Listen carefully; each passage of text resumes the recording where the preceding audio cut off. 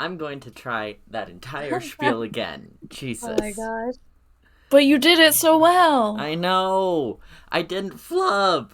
Anyways, hello and welcome back to Natty 20. We used to be a podcast, now we're a live stream. Fuck, I messed up the order. We're the show where we sit around and play pretend instead of going to therapy.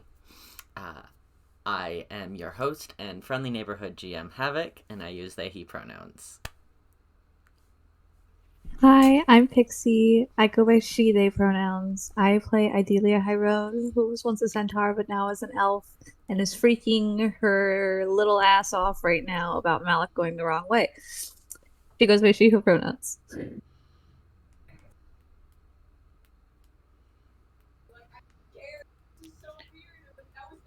Someone else introduced me, I'm not sure. Okay. My mic worked. Alright, what's up? I'm Thrash. I use any and all pronouns. And I play Gallagher, who uses she, her pronouns, and who has been really up in my grades in my Archaeology of Caribbean Piracy class, because I can just turn in fan fiction about her as historical fiction assignments. The one who sounds muffled is Lou.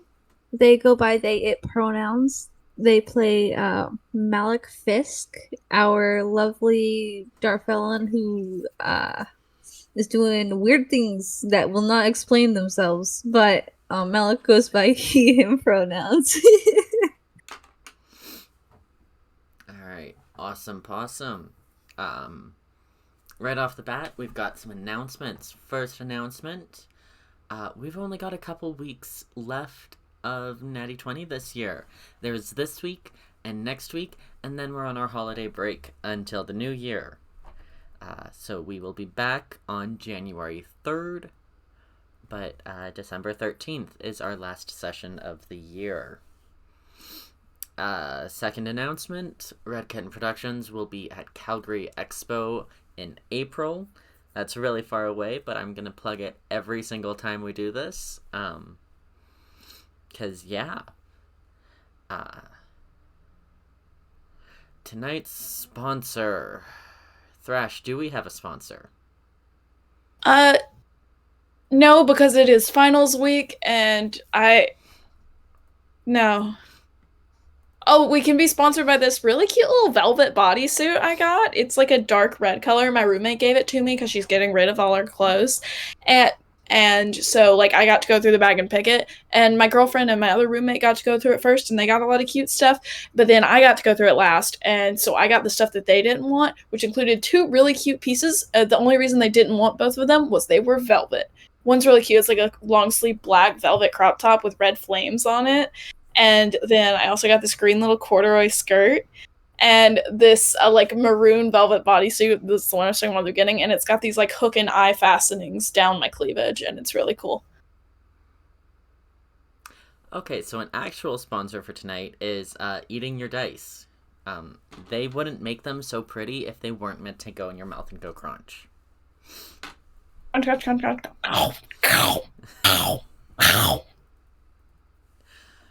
I eat box Right, like Minecraft the Chuck E. Steve. Cheese That ticket was muncher. awful. Oh my god. I eat box like the Chuck E. Cheese ticket muncher. On that note, I hate let's that get thing into so tonight's episode of much. Natty 20. One day we're gonna have a theme song, but that day is not today.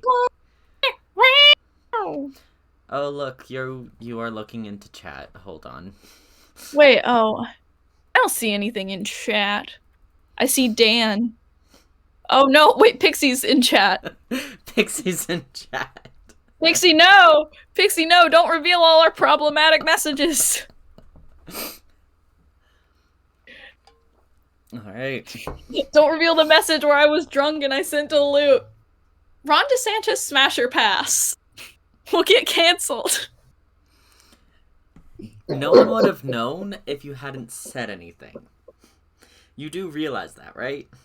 Yeah, that's why it was for the bit. I never sent that message. It was for the bit. Uh-huh, okay. I live by the bit and I die by the bit. Alright. So, last time, you guys... This is really loud. Last session, you guys... it was basically a combat session. It was combat. You guys fought a whole bunch of cultists and a literal god who was holding back, mind you.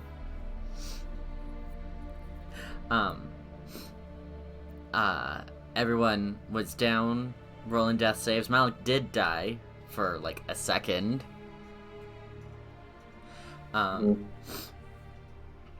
There's going to be some fun consequences of that. But then, Malik woke up to this weird skeleton lady on his chest, and nightmare fuel right off the bat. Eidilea prayed to Oda. Nothing happened. Malik prayed to Eidilea. And then the ground started to rumble. And the cultists began to flee. Eidilea and Lace started going out the way they came. Malik decided to follow the cultists down this unknown path. And that's where we are. Oh, we backed up a bit and I can choose again if we follow or not? No, you guys decided to follow. Damn, I wish I could re-choose. It's too late, we're following. I've been thinking about it for the past week and I was like, oh, we should have left. I'm so scared. We're gonna die. Oh my god. You can still leave if you want. Maybe. We're following right now. We already decided to follow, so Eidilea wouldn't turn her back so quickly.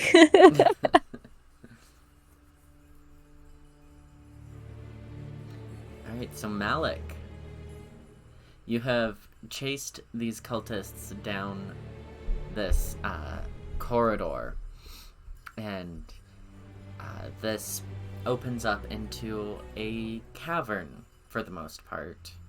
There's a little alcove off to the left, a path to the right, and a path straight. And you can see straight ahead a bright glow.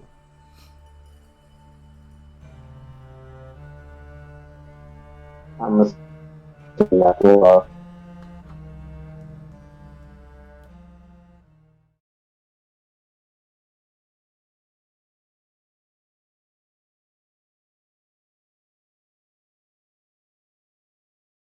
I keep forgetting I'm on push to talk right now. Until I relocate, I'm gonna be on push to talk.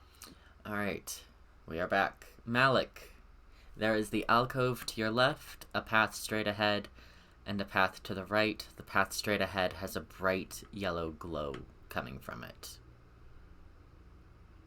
Where did the cultists go? You are not quite sure. By the time you got here, they were past your field of vision.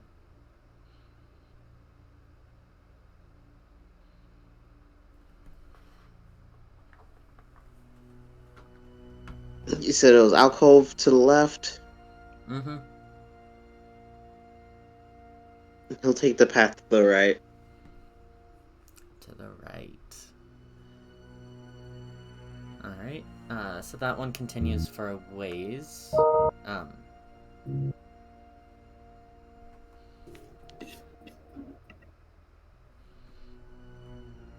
weird. That's why. So that path continues for a ways before forking again, left and right. And Eidilea and Lace, you would have been able to follow Malik just about before he went around the corner. So you would have seen him go around the corner. Okay. So I guess we're just gonna continue to follow him, right? Yeah, I'm so curious about the fucking light. I'm so curious about the light. You can. Do you want to follow the you can look light? at the I mean, light. like, I'm gonna go look at the light. Lace, I'm gonna be like, I'm just gonna hold you up know one what finger. we should definitely do? We should definitely split up. That's gonna be a great idea. Let's go. I'm gonna hold up one finger. It's like we know where Malik went. Can we? What the fuck is this? What is this? You want this fire? It's freaky enough in here. Let's see what else is in this shithole. Like, if we die, we might as well die. That's we'll what I'm see saying. Everything we can. We'll see the best we can. Let's We'll go. find Malik in a second, whether it be his body or him. And then, yeah, Heidi will go towards the yellow light. Alright. So you make your way down this path, and you can feel the heat radiating from this chamber ahead. You can smell the sulfur. You can hear the burbling. As you enter a massive antechamber with a giant fucking lava pool in the middle of it. Oh. We've entered cartoon villain lair. Across this pool, which is about 50 feet across, you can see a cluster of 3 cultists.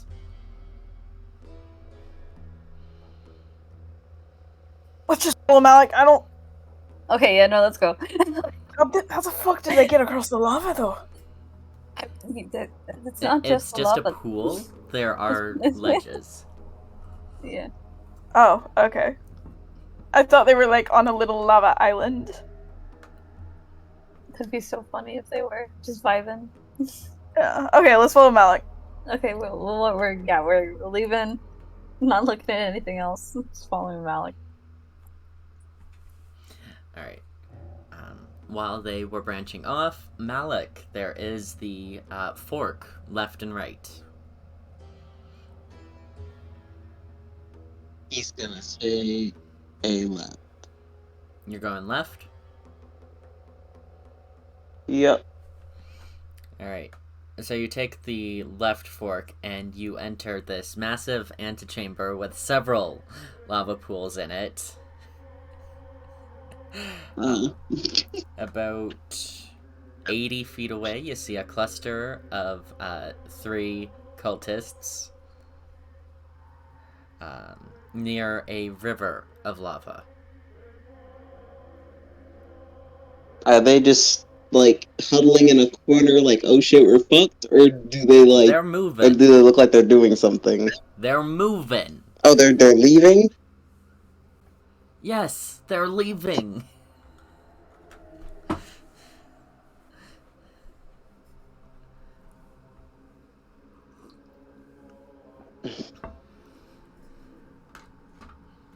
Malik follows.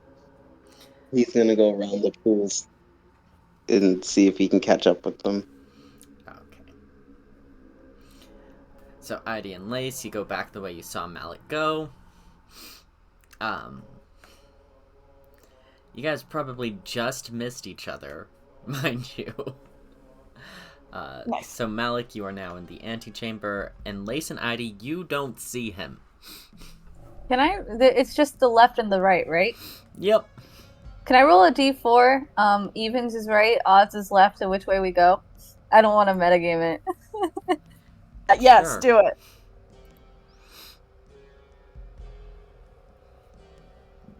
Oh, we go to the left, thank God. Let's go. So 3.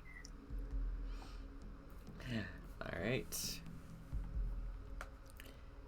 You follow the left path into this massive antechamber, and Malik is running across this precarious, maybe 7-foot wide land bridge between 2 pools, chasing after these fucking cultists.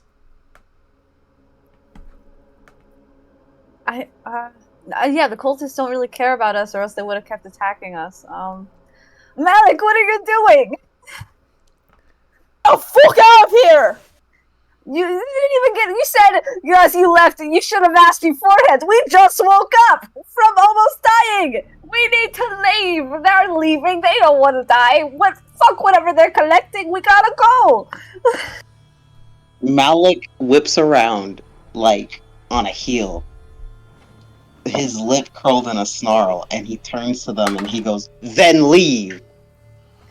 You are And going turns to back literally around and burn in continues. lava.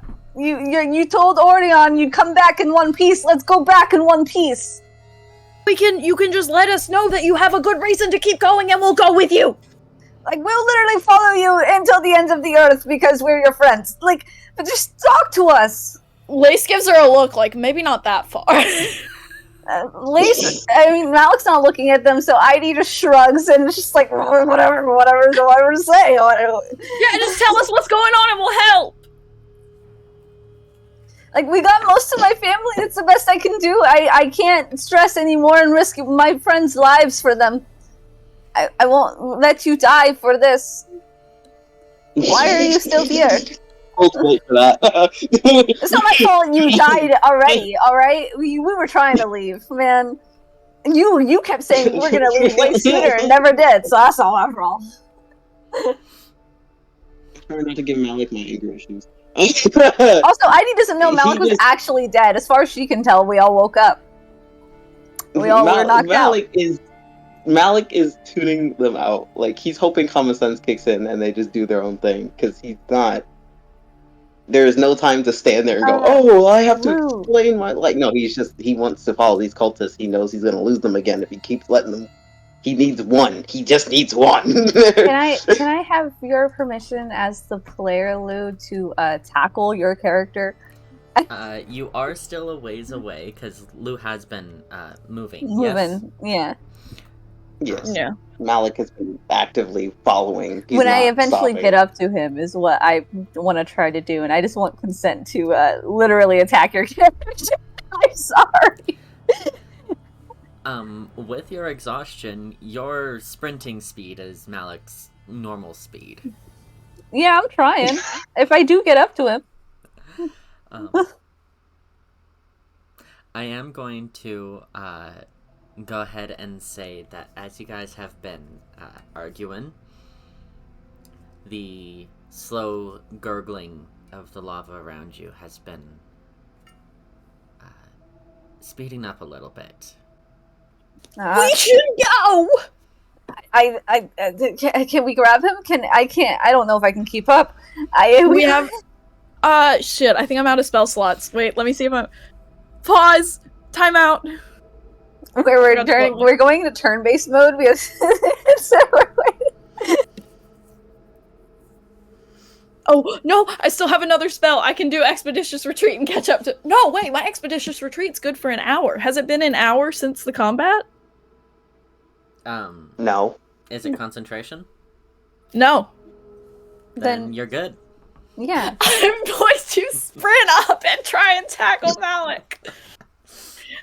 This is gonna be like those photos of like the Olympic gymnast next to the Olympic basketball players. It's gonna be me trying to tackle Malik. Alright, if you're going to try and tackle Malik, can I get... What was that, Lou? I said, what can I roll to evade it? I was just about to say. Because he's gonna hear her coming. I was just about to Hear the say. plap, plap, plap of her feet. It's not just a plap, plap, plap. It's blah, blah, blah, blah, blah, blah, blah. Expeditious retreat. You just hear Lace's feet on the ground like...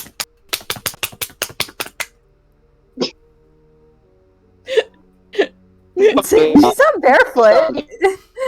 I'm really big duck.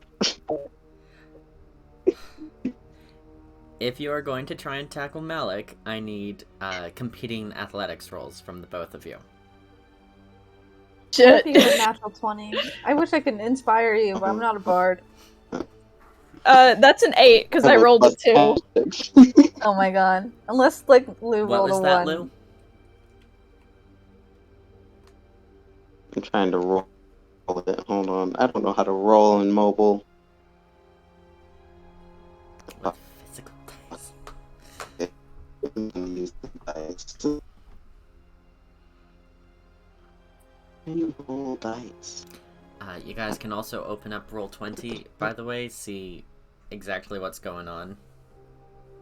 Oh, good. Good. Oh. Well, You're right there.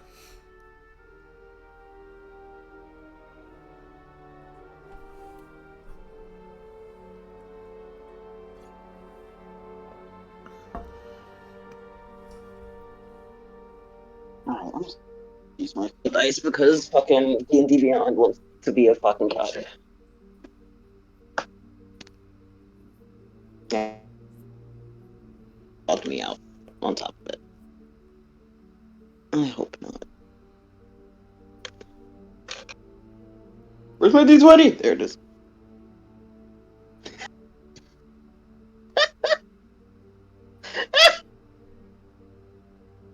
Build up for what? Mean.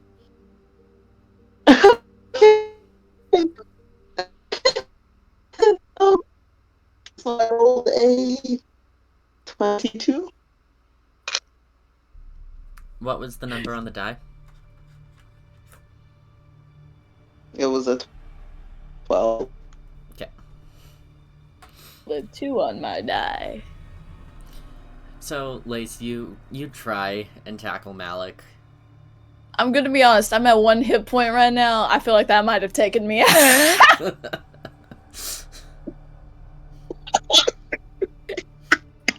If I am being honest, if I was at 1 hit point. I feel like Malik, if Malik can, if he could just, when she tackles, when she misses, his tail just, catches her at the last second, just lays her down. Just, whoa!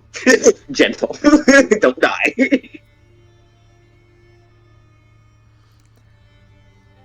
Alright, so Lace, you miss tackling Malik, and, you're about to hit the ground when there's this cold mound of flesh under you. Oh, I forgot. He has necrotic tail too now. Oh, because he died. Oh. I'm gonna. I think I the don't cloak know came what off you my mean, hand. Pixie. His Is it fluke like- was already Oh, it's the black fluke. before. That's what it was. Okay, no, my bad. Could you imagine if it was the whole tail? Whole tail. However, Lace, you are here, you're right up next to Malik. You're able to see this creeping darkness going up his throat, caressing his jaw.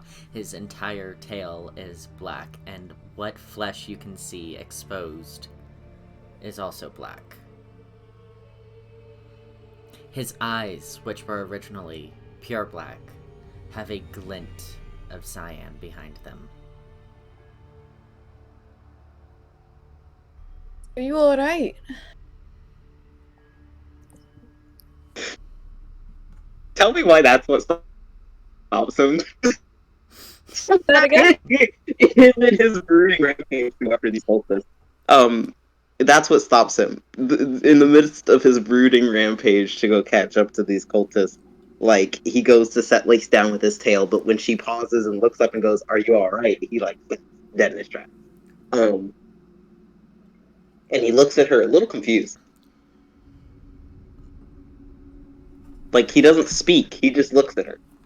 Bitch, what are you on? During this interaction, do I catch up to them? Can Yes, you can catch Okay. up to them. I? Okay. Let's just bring you over. Just hobbling very quickly. Guys, wait. Yeah, for once, Ivy's not that fast. Malik, you. As legs as I used to. It's gotten worse. What? What's gotten worse? Ivy's gonna gesture and be like, just making a face, and then, she'll gesture Not her the- ass. Rod your whole body. You just look fucked, dude. I'm assuming Malik is still. Did he took the stuff, right? When he went to Uvalder? He took what? Havoc. He took He took what? the mask off when he approached Uvalder last session, right? Yes. The mask off. Yes. Okay. Does he still have the cloak on? It's just torn? Yes. That's why it's Okay. what little skin Um, can be seen. Malik's gonna look at both of his hands. and like his arms just like under the cloak, like he pulls the cloak back and looks like I don't know what you're talking about. Pulls the cloak back to reveal or to cover? To reveal. Alright. So Malik, you are in your kilt, yes? Yes. Showing some thigh. Pulling back the cloak, you can see Malik's entire tail is that black, the black of death. His arm that was already black and has spread up to his neck. His other arm is probably to about the elbow. And his legs are blackened as well. Dang. Do you need to lie down? We should just go. You don't look very. You have no white spots anymore.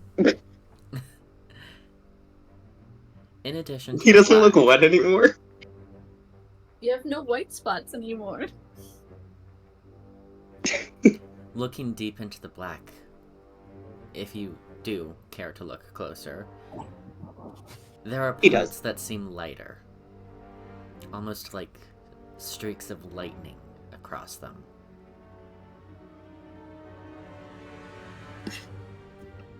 They almost seem Me to... obsessively flipping my keychain. They almost seem to reflect the light around you. But only in these streaks.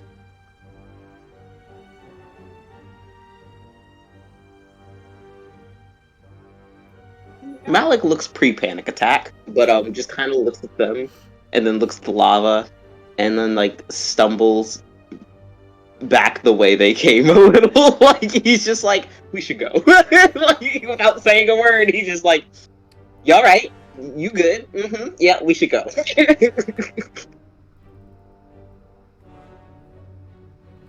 Would it be faster to try to follow them out, the cultists, just to follow them and leave with them, or to try to find our way all the way back? Are you asking your fellow players or God? I'm asking my players Go. in character that was trying to be ID. Wait, what's the question? Should we follow the cultists? Because at this point, I don't know if we have time to go all the way back out the way we came. Honestly, now that we have the... that's a good point. Should we also be worried about Callum and Arian? We can go to port them where I assume they are, because that's where Yara lives. I don't. But that's in the Abastan, or at least in the country. Province. Province. Yeah, they're Canadian. They're Canadian. They have provinces. Not just Canada. Oh my god. Ooh, I've got provinces. in China too. This is like Louisiana being like, we don't have counties, we have parishes. It gives not like other girls energy.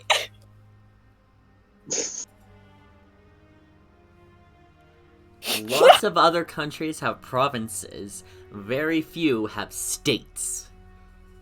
France has states. I said very few.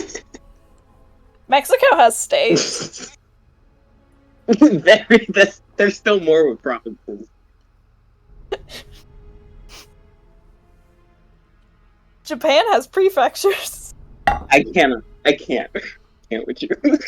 Alright, so Malik's just gonna turn back around then. England Look has the way counties. he saw the cultist going, and look back at Lace and Heidi and go, I don't really think we have a choice now. There has to be a second exit, otherwise they wouldn't have gone this way. I had to grab a charging cord, I'm sorry.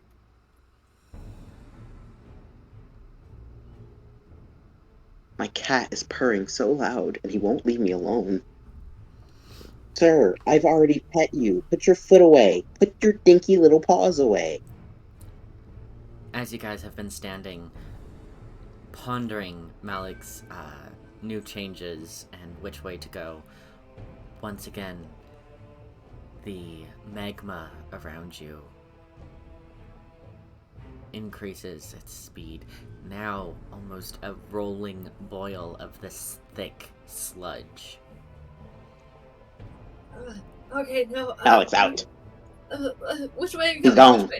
Which way? Which way is he going? He's gonna continue down the corridor. He gone. Alright, we're following. Following. Corridor following the cultists? Yes. Alright. Can I rush ahead of them? Or not rush ahead of the cultists, but go ahead of Malik and Eidilea while keeping a little bit back from the cultists just to keep an eye out, since I can move faster, so if something's bad up ahead, I can turn around and tell them and we can run and have more time. I want to keep a lookout. You're running ahead of the others? Yes, but not the cultists. Okay. So Just so I can get a lookout on what's coming up. Okay. With yours, remind me how fast you're able to go? 60 feet. Okay. Technically, well, it's weird because my movement, if I was having a turn in combat, I could do 90. But, it just says sorry, my brain is not working. My walking speed is doubled. That is the spell. So my walking speed is 60. Okay.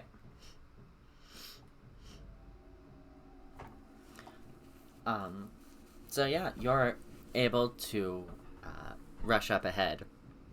And not passing these cultists, but you're able to see them ducking into these small pathways, walking across these precarious land bridges, and entering a separate antechamber. I just realized I really don't need the spell Expeditious Retreat because my bonus action as a rogue cunning action, I can use a bonus action to take a dash, basically doubling my speed every turn. But the effect of Expeditious Retreat is that you can dash as a bonus action, which is something I can already do. Well,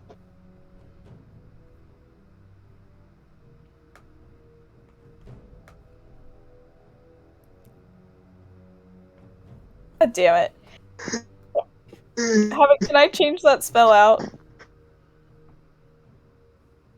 Right now, no. Okay, fair. Afterwards, yes. But, okay, continue. Sorry, I just realized that was such a dumbass move of me that I've been basically wasting a spell slot this entire time.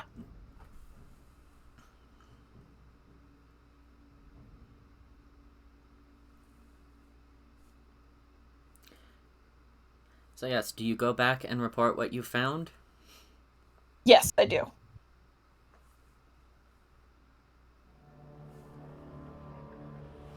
Here's what I found.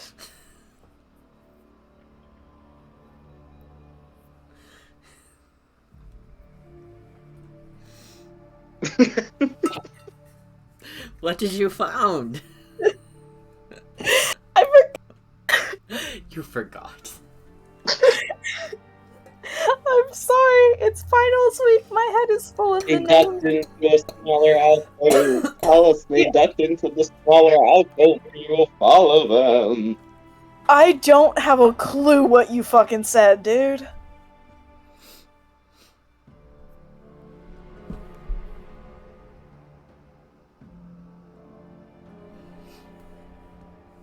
Lou, please repeat. I said they ducked into a smaller alcove. I'll look that and we will follow. I go back and I go back and report that. Except it wasn't a smaller alcove. It was a second antechamber. Into the second You said the alcove led to the antechamber. No, I said the precarious land bridges led to... and Alright, corridors. yeah, whatever. That happened. It was the land bridges. Whatever it was, we follow. We keep going. We're moving. They probably know the way out. Alright, can I get a rough estimate of how far behind these people you're staying? The cultist? Yep. We'll say, like, 30 feet back. Yep. Let's just... We'll just pull over the map.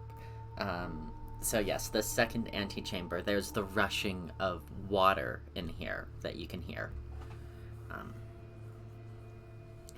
And staying 30 feet back, you'll notice the first group of 3 meet up with a second smaller group, just the 2 of them, the generic man in the tattered brown cloak, and the skeletal woman in the cyan cloak, and then the 5 of them manage to slip from your view.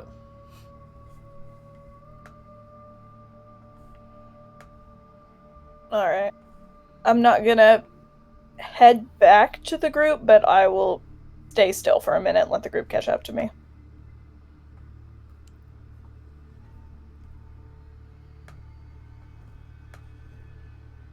Malik, looks around, where are we going? What's next?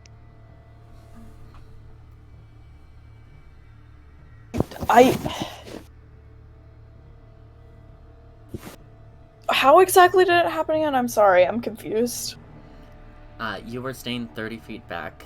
They met up with the 2 people. And then they seemed to turn a corner and be gone. So they were in here, and then the other 2 people showed up, and then they rounded that corner, and then they just were gone. Can I roll a perception? Malik's gonna go check that corner. Yeah. Pixie, I can't hear you. Can I roll a perception? Sure, what are you trying to perceive? Where they went.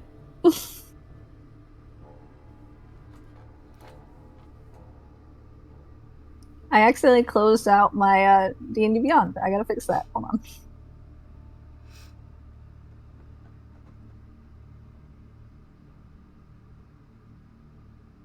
Also, the rushing water noise is there another tide pool like there was at one chamber? Or no, there is very much a river in here. I rolled a 21. Alright, and that's just to see where they went? To try to figure out where they went. They rounded a corner, if there's a secret pathway or anything. Yeah.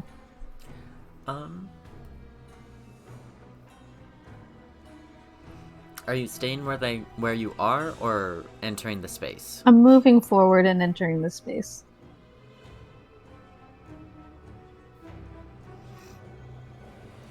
Alright, once you get to the water's edge, you do notice a small path that seemed to just be a hidden entry.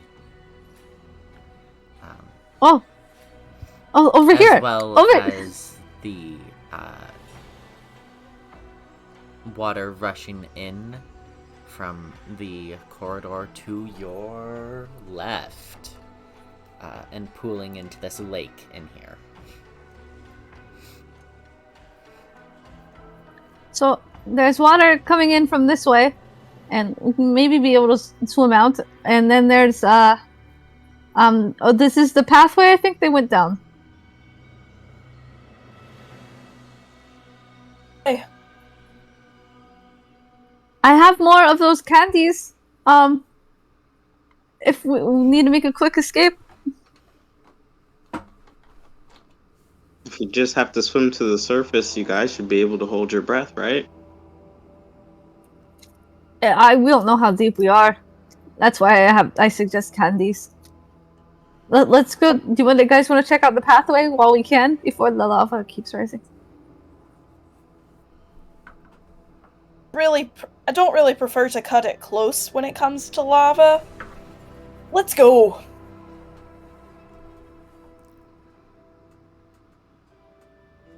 Malik hesitates. Eidilea is also hesitating and gives a look at Malik and Lace. He's not going to put Lace at risk if she doesn't want to go. Why don't I have the candies? I'm gonna give a candy to Lace. I want to see what's down here. It's not worth risking your life. We just got your family back.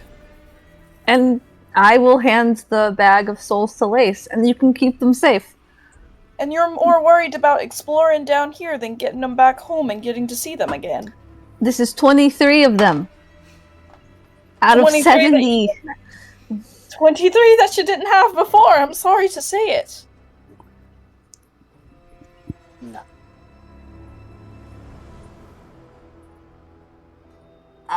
Let's get out of here. Havoc, is there some sort of role I can make to, like... If I succeed, I don't go... And then, I guess it's... And then if I don't if I fail, I go into the other space. I don't know what it would be, wisdom or... I think this would just be you deciding something. If you need to roll to do it, you can roll and do evens and odds. That's true. Yeah, I'm gonna do that then.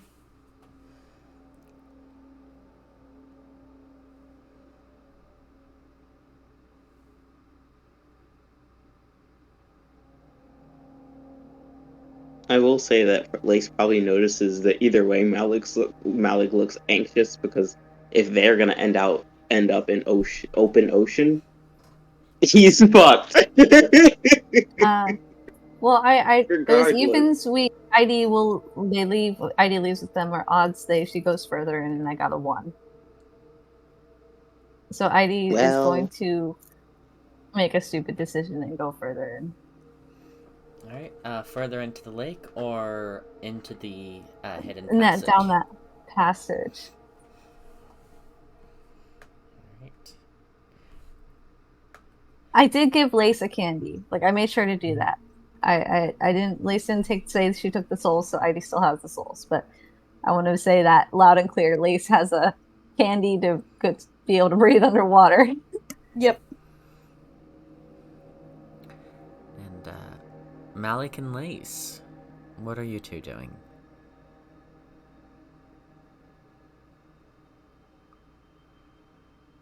He looks at Lace, and he's like...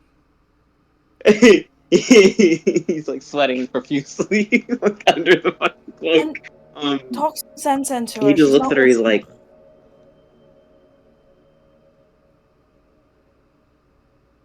Malik looks at the path. And he's like, I don't think anything makes sense. And can you start that over again? After I heard none of that. He said he didn't think any of it. He's like, none of this makes sense. He looks at the lake again, and he looks at Lace. If this leads to open ocean, you will be fine getting to the ship. Do you want me to come with you or go after her? Her and talk some sense into her. I'll bring these back up to the ship. Malik nods, and he turns and heads down the path after Eidilea. But he pauses, turns back around, looks at Lace, and goes, I'll come back in one piece, like I promised Orion. I'm not your bloody boyfriend, now go get her. Alright, so Lace, what are you doing? I'm popping that candy and I'm swimming up, baby. Alright, so the river itself is, upwards, so you are swimming upstream. Much like I'm a salmon. Salmon time! Hey, if anyone draws fan art of Lace as a salmon, I'm kind of short on money right now, but I'll send titty pics. I was about to draw Lace as a salmon until I heard the payment. Okay, then it's a threat. I'll send titty pics unless I get Lace as a salmon. Oh my god. So I'll just need, let's go athletics, because you are swimming against the current upstream. Okay. Shit, that's another 2 that turns into an 8. These dice suck, dude. You're struggling. I'm swimming. Hey, listen, that's the true salmon experience. It's like you are swimming at the exact speed of the current and you are just staying put. Salmon experience, dog. You ever had a salmon experience? No, because we're not Yes. fucking salmon. Aha! Havoc's had a salmon experience, you idiot. Be nice. Y'all, I'm so excited my cheesecake's coming. You can go ahead and make a second roll because Pixie had to go pick up a pizza. Okay, I switched dice. And that's a natural 8, so that becomes a 14. Better. Better. You managed to get over the first step. Salmon time. There's going about 5 hardcore. of these. I'm going hardcore salmon. It don't matter. Lace is just... Lace mentally is... In Lace's head, she's just, be the salmon! Be the salmon! Know what a fucking salmon is? Yes, she knows what a salmon is because it's a fish. That's in her realm. It's fresh water. So? Salmon is fresh and saltwater fish. It depends on the time of year. Idiot. Dash is correct. Have you... It's Atlantic salmon. They're Atlantic, in the Atlantic Ocean, which is salty. A salty, is it? Salty. It's A so salty. salty. It's so salty. A so salty. Oh, wow. Yeah, Pixie's still getting settled. Let's get another, salmon roll from ya.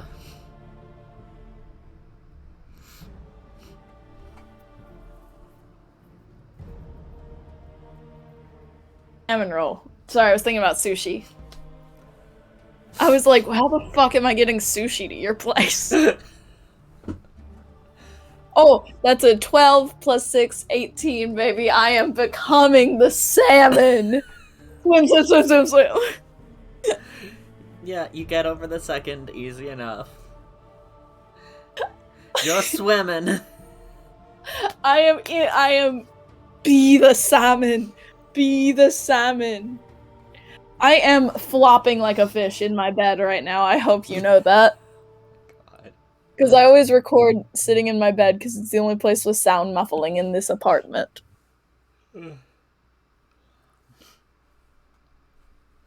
My girlfriend's apartment has sound muffling. We make good use of it. Hey! Oh my god. Let's get another roll from you. More salmon time. That is an 18 plus 6, 24. I am the salmon. You make it over the third crest as a massive wave of water rushes down the river. Salt water splashing in your face, but you hold strong. The water level itself seems to rise about 5 inches already.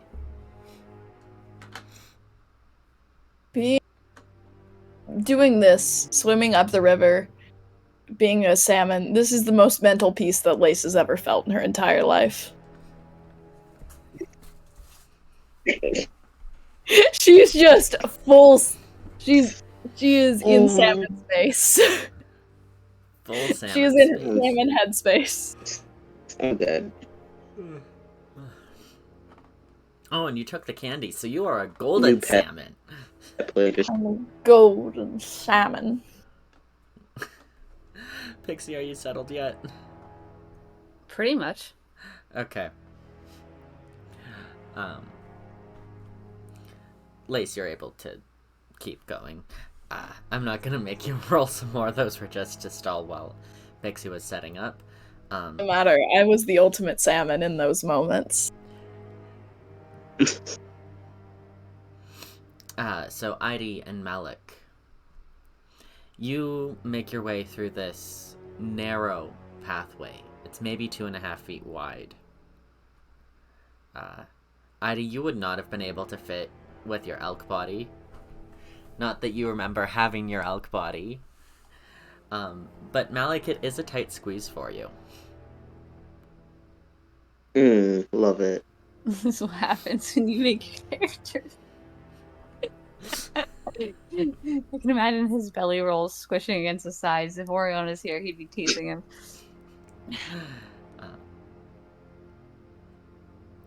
But yeah, the two of you push your way through about 20 feet of this narrow tunnel before it opens up into about a 12-foot space. And then the narrow tunnel continues once more.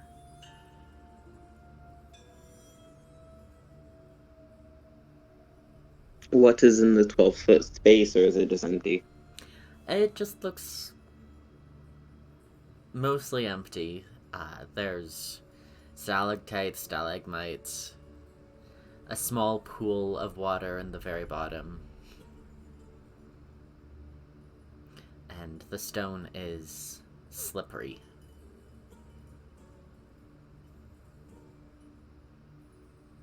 Once they get into space, Malik kind of like clears his throat, because now he can breathe without having to hold his belly in to get through the fucking corridor.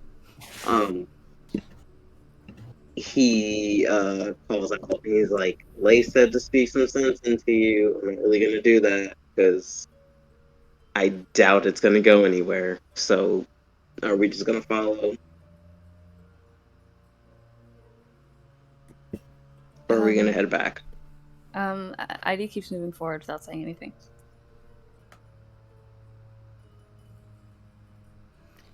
Alright, Eidilea, keep moving forward.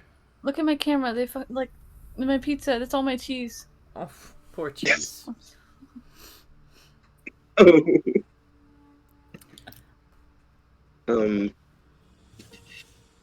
While they're squeezing through the next corridor, he does growl under his breath that he's like, he does like that sarcastic thing where you talk to yourself. It's like, oh no, Malik, what are you doing? That's dangerous. We should just leave. There's magma.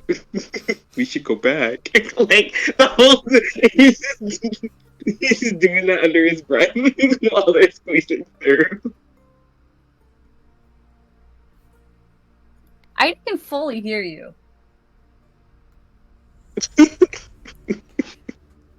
Unless you're like, I mean, you can try to roll if you're trying to keep it from Eidilea, but I'm pretty sure No, Eidilea he's can not fully trying to hear be you. quiet. He's just doing it.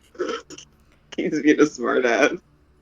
So, the second corridor, it only is about 10 feet long, before on one side it opens up to a regular 5-foot wide pathway. It also continues straight, but there's also a branch to the right. A little bit wider, maybe 3 feet instead of 2.5.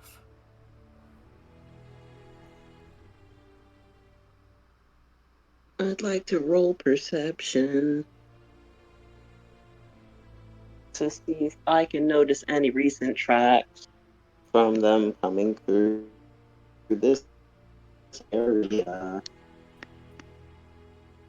I also want to roll, I need my D20. but Malik said it first, and if only one person can roll, it's totally fine.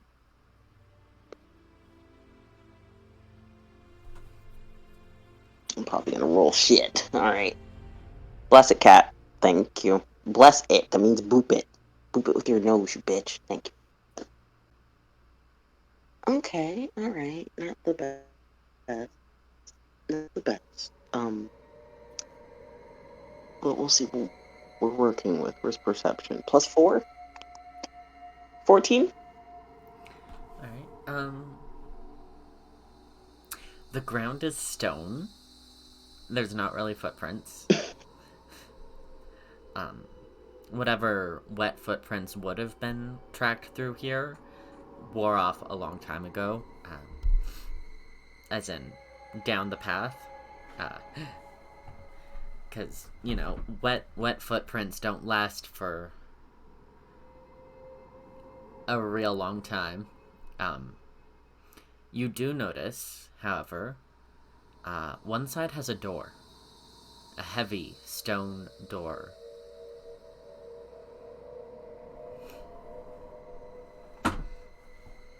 Don't check that door out. Alright. So you turn to the right, to the 3-foot corridor, to check out this heavy stone door.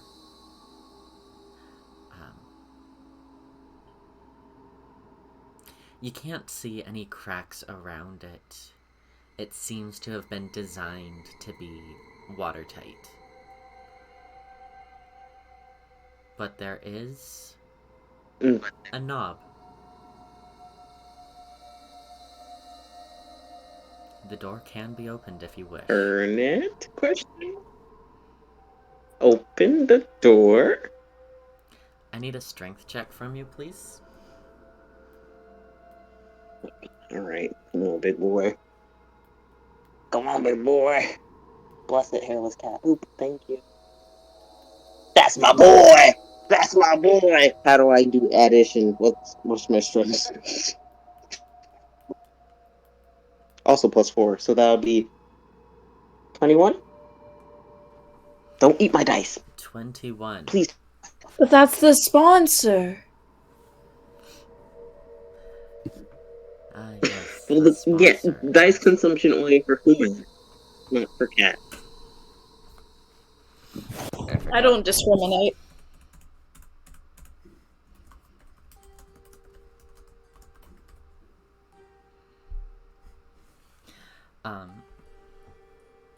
So you pull open this heavy door with this massive rumble, and at this point,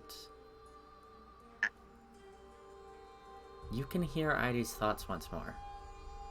Eidi, you can hear his. This bitch.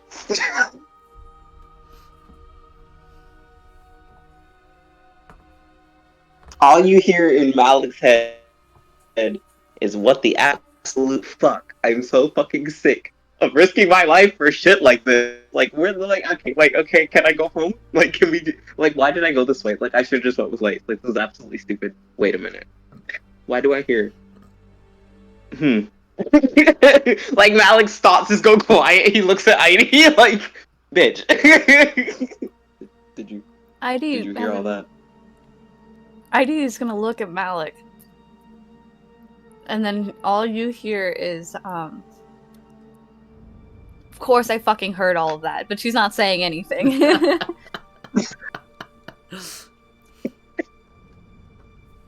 There's just a moment of silence as he just, like, holds the door open for her as she comes through, and then he just, like, all you hear is mentally, my bad.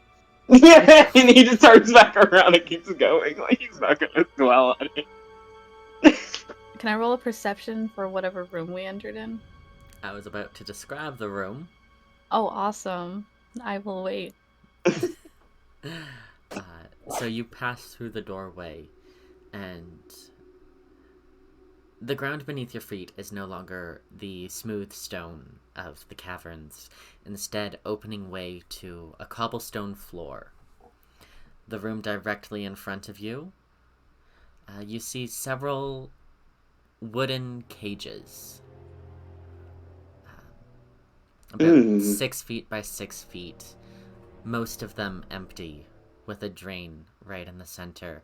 But the one to the far left corner has a pile of bones. The room continues onward before opening up to another wooden door, but this room itself seems to hold cattle, is almost what it seems to be. It's an indoor barn.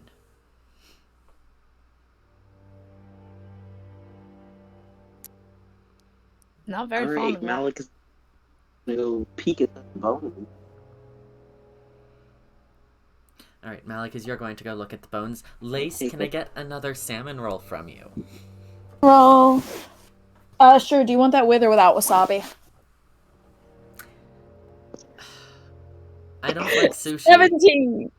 Okay, let me make my little jokey jokes, but that was a 17.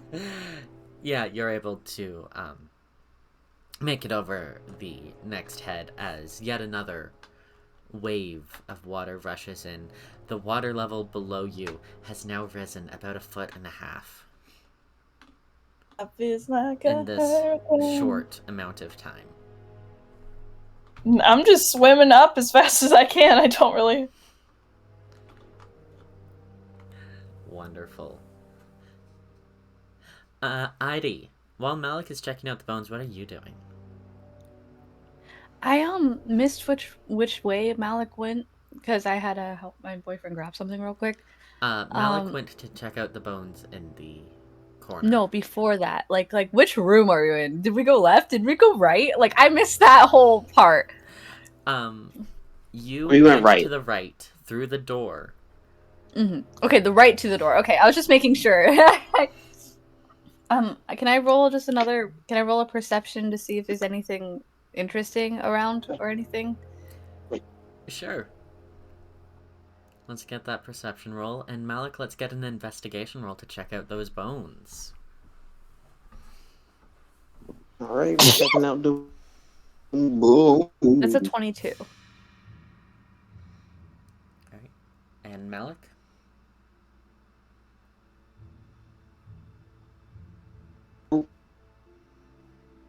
Oh, it fucking went back for some reason. That's intimidation, not investigation. Okay, my investigation sucks. Alright, let's see. Bust it, yeah, thank you. That's a nat 1. Oh, can I get a Yeah. percentile from you? Yeah, that's a 1. Son of a whore. How do I do that again? Your 2d10s. 2d10s. And the 10 is shaped like a... Like a crystal. It has the 2 numbers.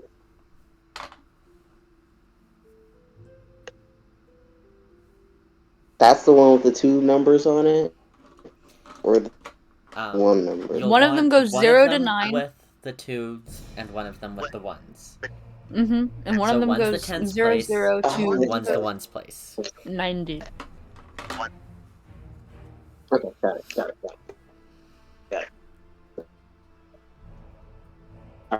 I don't listen to anything, so I'm not gonna have to do that. 40. Alright. Wonderful, thank you. My question.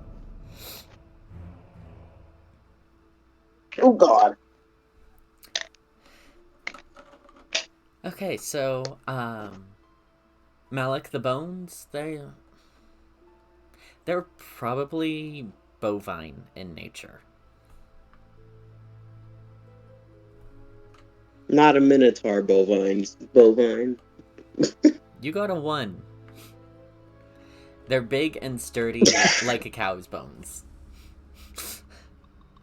This cow's bones, okay. I mean, I the skull believe it. looks a little bit weird to be a cow, but they're probably cow bones. It's probably cow bones. As Malik's for not gonna question it. It is man weird. Those are some weird cow bones. What'd you say? In his head, all ID hears is those are some weird fucking cowboys. Heidi, you are looking around for anything of note in the room. Are you using all of your senses or just your eyes? All. Okay. So the room itself is dimly lit. There are torches along the walls that are glowing this barely there red. And the smell in the room is putrid, rotten, and a little bit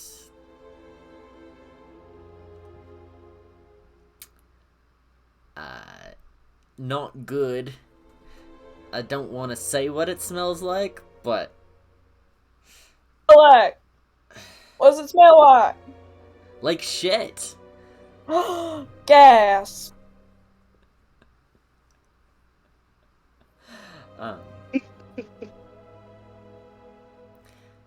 But underneath all of that, there is the scent of blood. You look around the drains, and some of them Love it.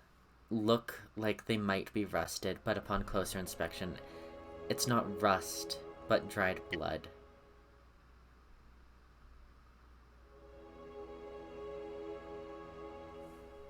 They keep weird cattle in here. Well, because Malik keeps thinking about the weird cow bones, Heidi is gonna go look at the weird cow bones. Do I need to roll investigation as Yep. well? Okay. And while you're doing that, Lace. I wonder why they had a Salmon cow all the way down here. Salmon roll.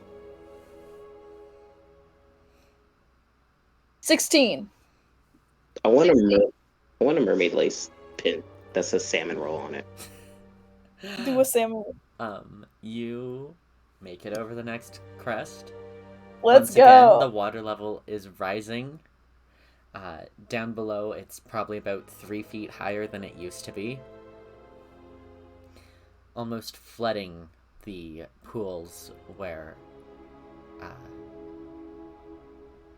Heidi and Malik had left. That singular antechamber. She can only hope that they're gonna come back and fucking join her. Mm-hmm. She agreed to be the one to take the souls, so... Yep.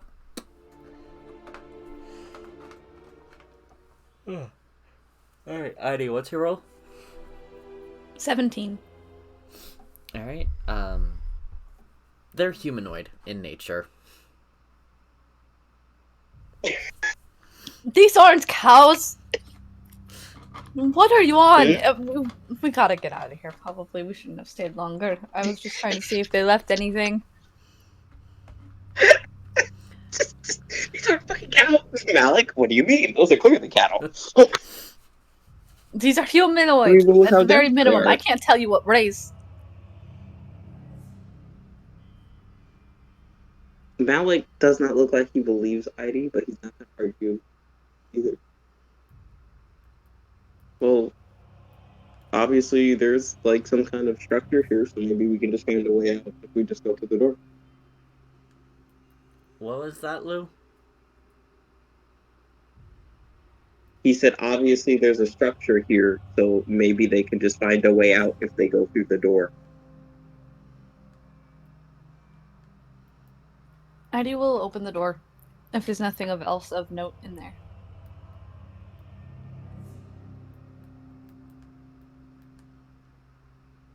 Since they can hear thoughts, that means Orion can hear them, because that's the only thing that makes sense with the mind link.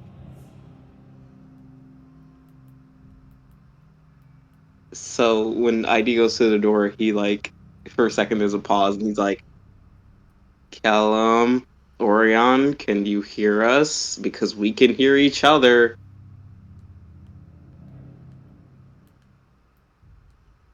Hello. Like... I think it's the room causing this, not them. I don't think Yara would be like right above us or below us. So what? There's like a zone of truth here or something?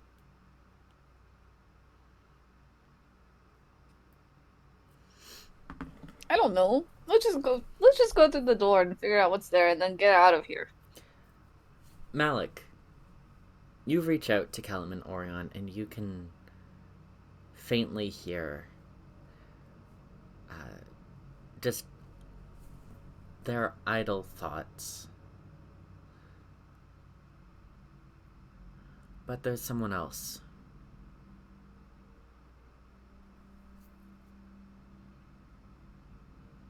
Is that Can we someone say else was popping recognizable? up about it being the room, and then she cuts herself short upon, or only Malik hears this.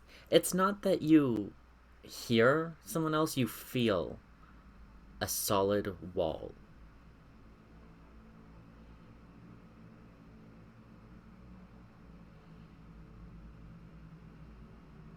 Does Heidi feel this too? Yeah. Can I roll to like something? Can I roll something? Can I try to break through?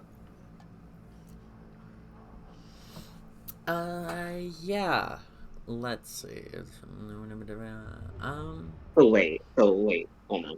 I have a question.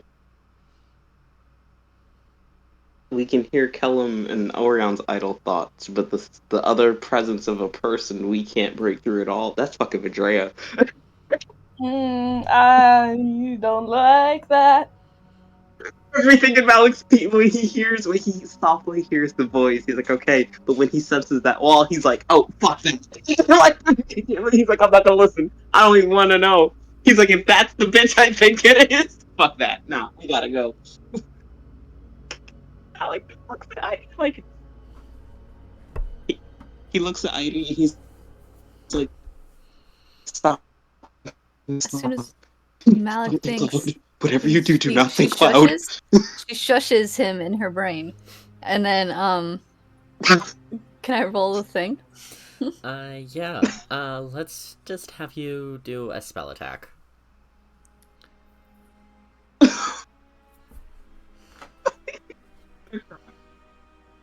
He hasn't trained enough to be in the presence of this bitch. Would it be like oh, it's the same plus anyways. I'm dumb. All right.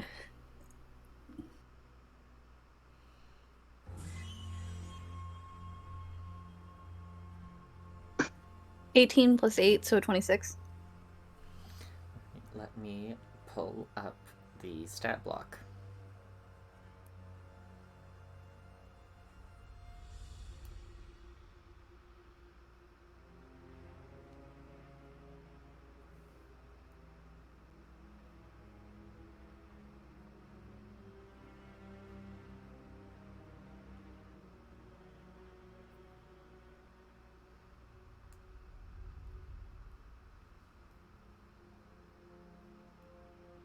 You said 26?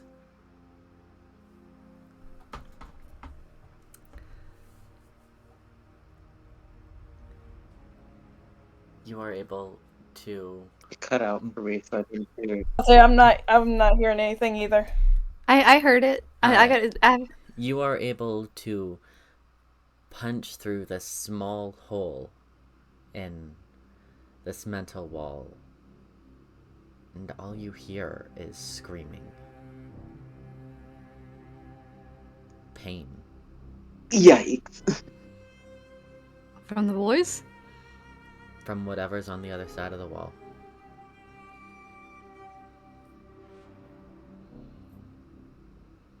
Heidi covers her ears, but realizes it doesn't do anything, and then she's just like, ah!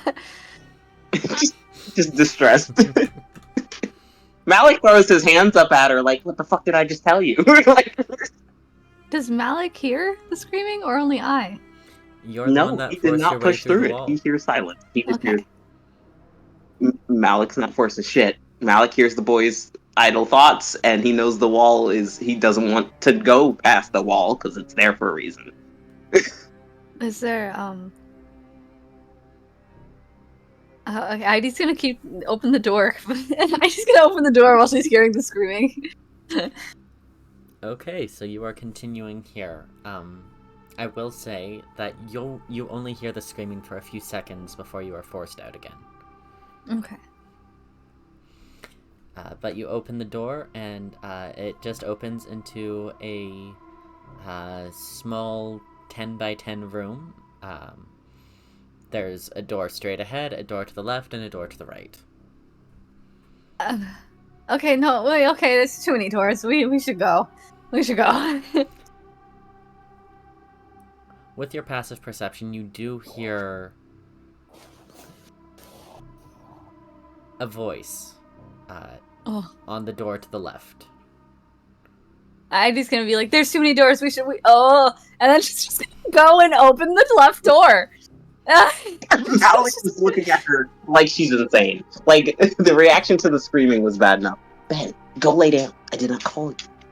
I don't want to lay down right now.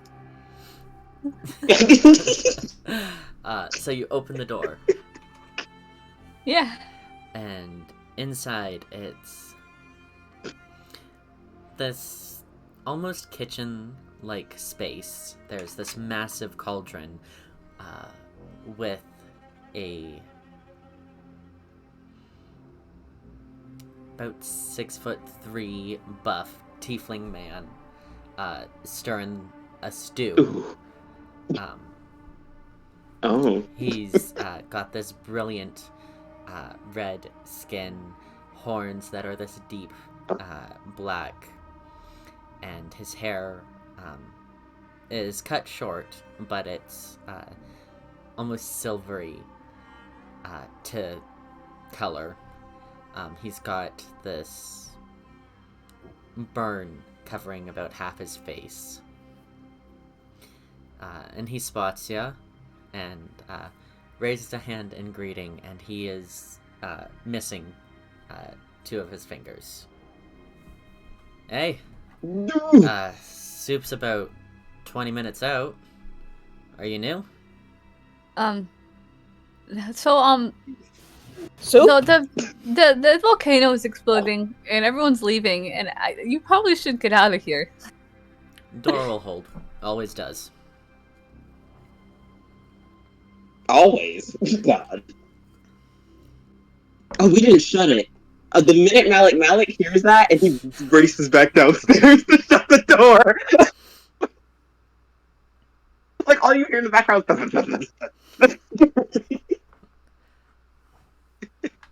is... Oh, okay. You're gonna be okay? We always are. Why is everyone scrambling to leave, then? Who? The rest of the cultists?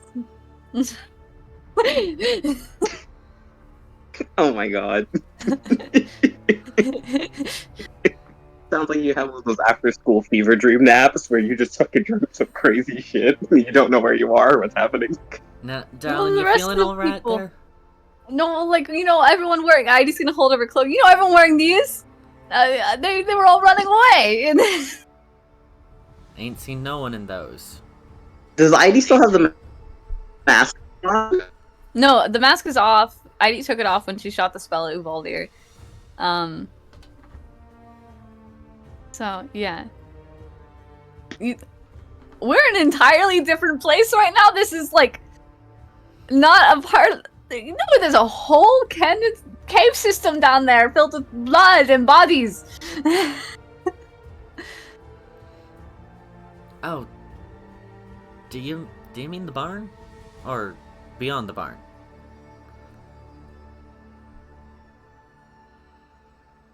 Barn! What barn? There was lava and water and a river and walkways and cultists and I'm pretty sure my friend is stuck in the river. I don't know if they're gonna get out.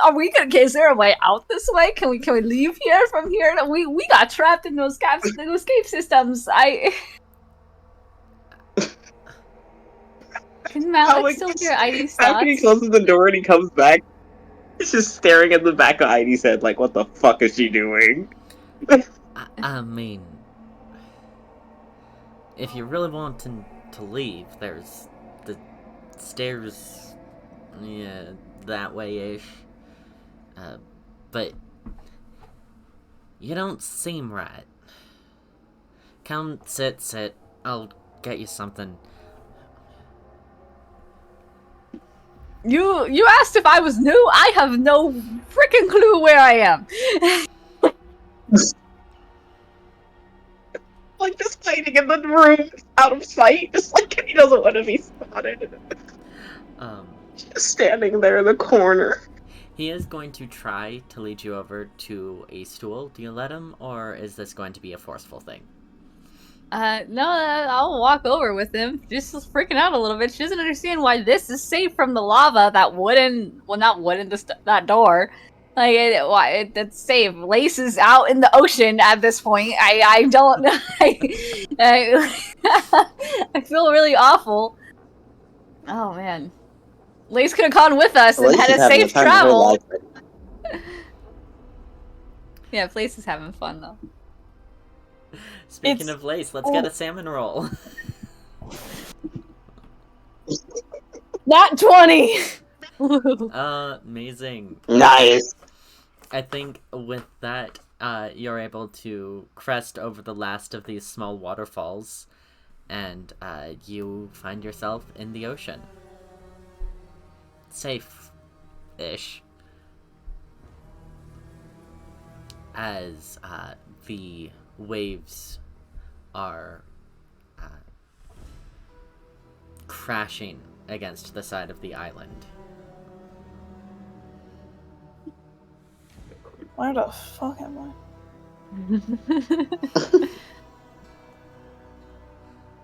I? I guess I'll just start swimming towards the island. So you're gonna hug along the edge of the island to try and find something?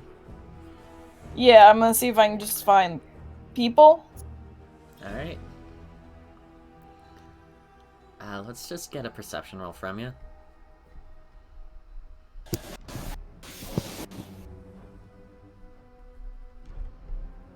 Ooh! 16. Okay. I'll bear that in mind. Actually, with the amount of time. Yeah, so you swim for a good while. Actually, are you swimming on the surface or underwater? Near the surface. Okay. Can I get a strength save, then? Alright. 22. Okay. The waves are threatening to throw you against the island, but you hold strong. Good for me. So you're swimming around, and after a good long while, you do manage to come across something vaguely familiar. The alcove that you first entered. You swam for about 25 minutes to get here. But it's something familiar. Still no people. I'm just gonna post up outside the alcove for right now. Alright. I am going to mention that while there was a little sandy beach when you first got there, it is fully submerged by now, about 5 feet down. Okay. So the entire entry to the tunnel system is flooded. I just gotta hope everybody else will make it. Meanwhile, Ivy's over here having a panic attack. So he sits you down in the stool, and he's checking you over, looks at your wrists and ankles for some reason, before checking you for fever, checking your eyes to see if you're low on iron, pulling up your lip to see how your teeth are.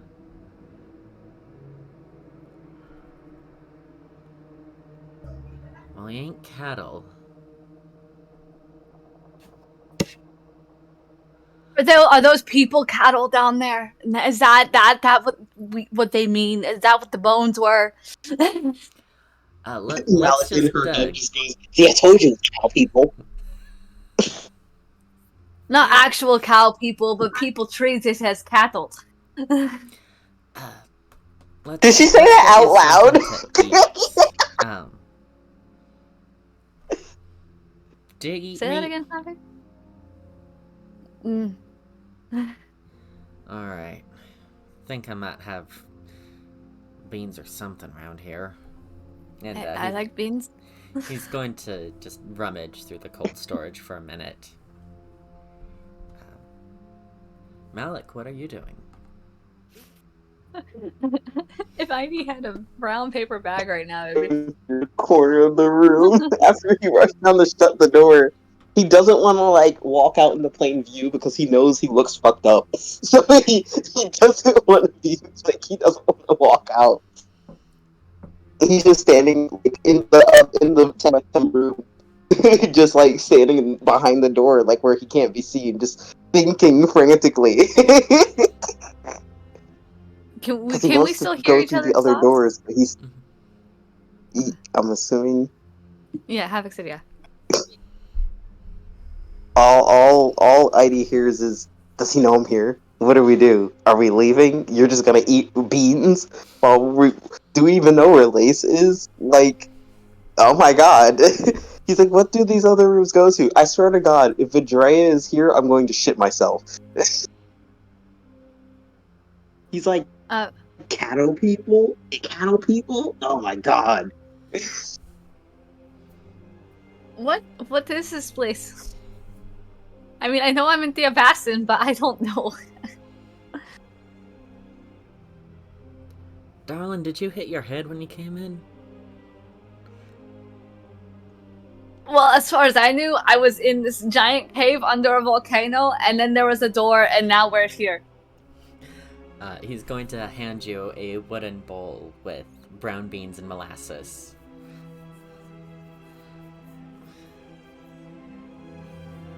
You're in the Portum Castle. Oh, right where we need to be! No, we just gotta get Lace there.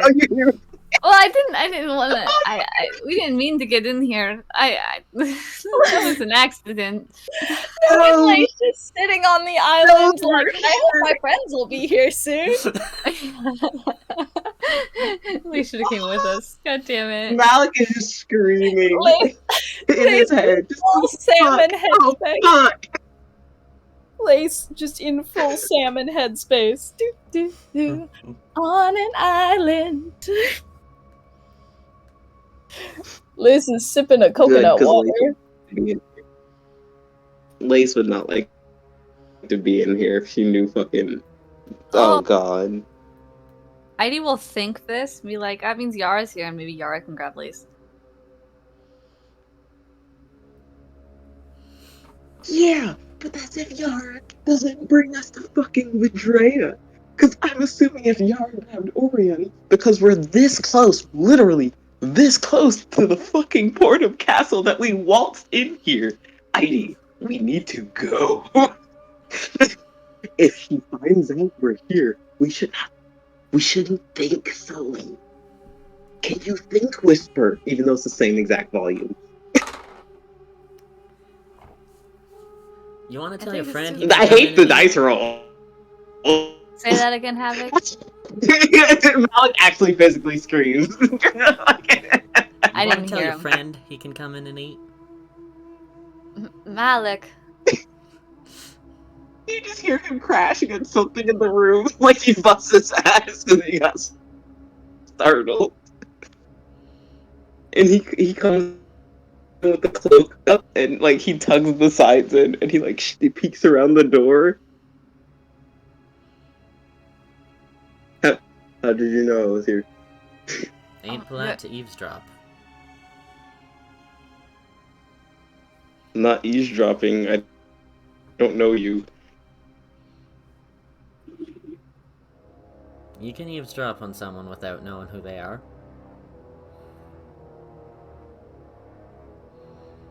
I mean, they're right. I never. Heidi. Speaking of knowing you, I never got your name. Oh, Wrath. Wrath.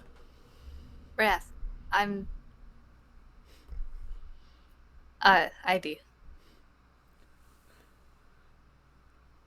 Pleasure to meet you. And you?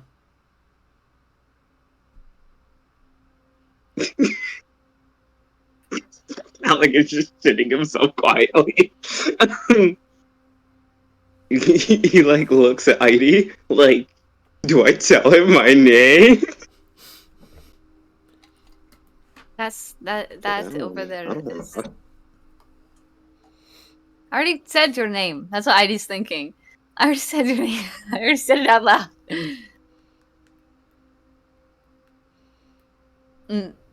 Mally.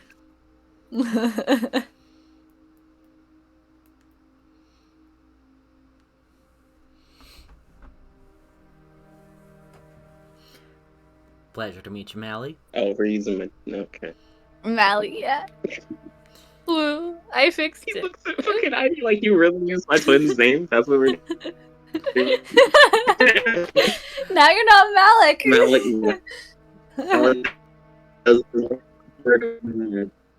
Heidi, I want to say Heidi thinks in her head, your twin's name. Oh, it's not just your nickname. I forgot.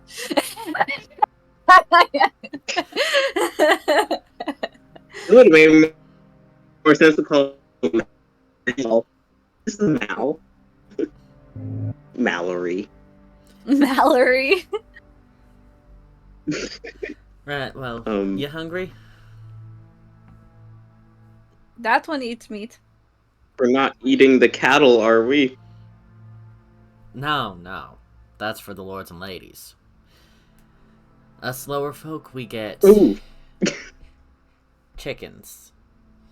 I like beans and molasses. It's nice. I can eat chickens. What... Do you... I'm sorry if this is stepping over bounds, but I feel like there's a pattern. Do you happen to have... Who do you work for?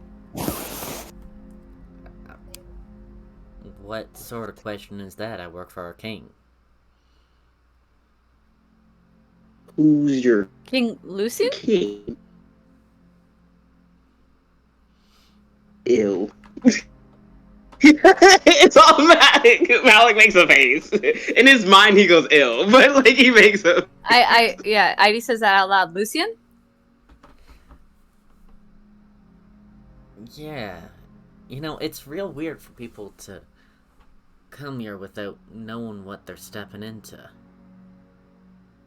It was just a room with a Oh, door, no, and it was flooding Oh. and lava. The lava was bubbling, and Heidi started to freak out again.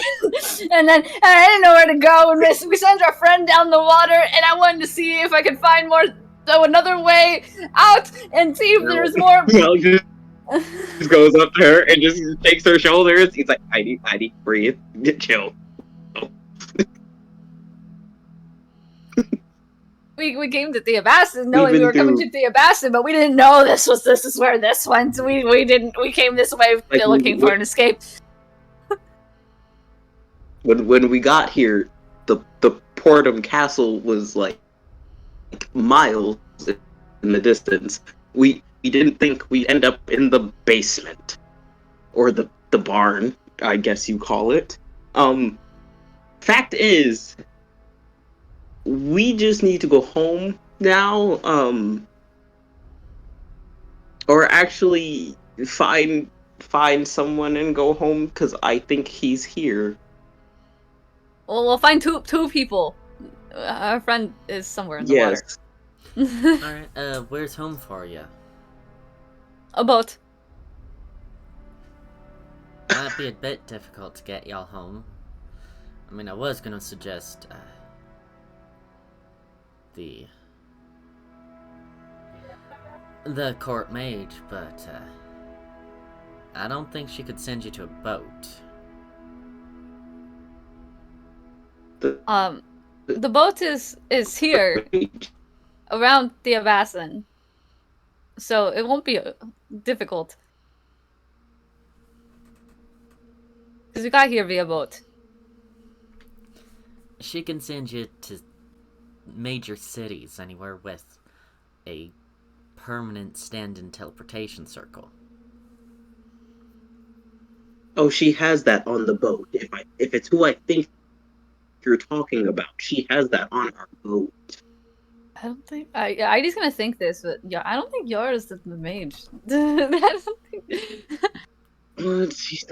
She's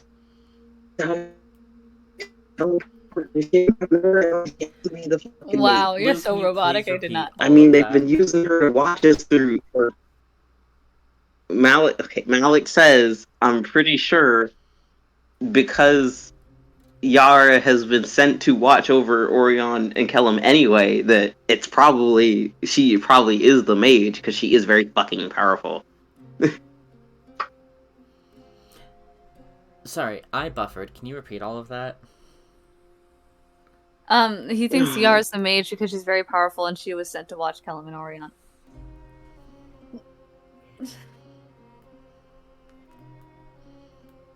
I have to go get my laptop charger. I'll be right back. Mm-hmm.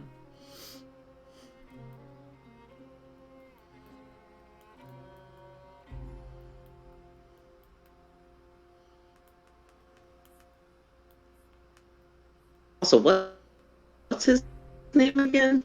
Wrath? Rat? Wrath. Okay. Seems like a throwback. I think I've heard that name before. Anyway. Yeah. Malik, looks at him and he's like, does she have red hair? Big titties? Barely wears anything? No, yes, yes.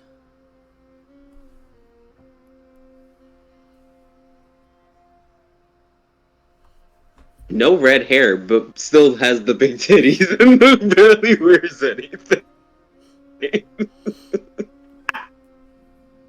What color hair does she have?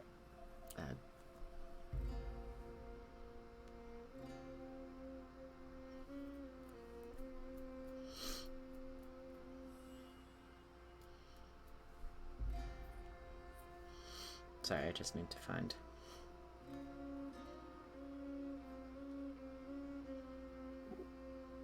I'm here. I'm sorry.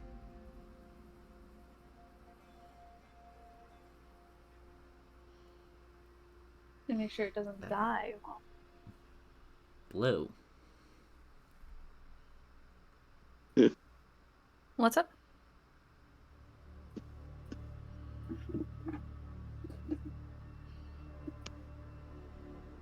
What about Lou? Blue. Sorry. Blue. Mm. She has blue hair.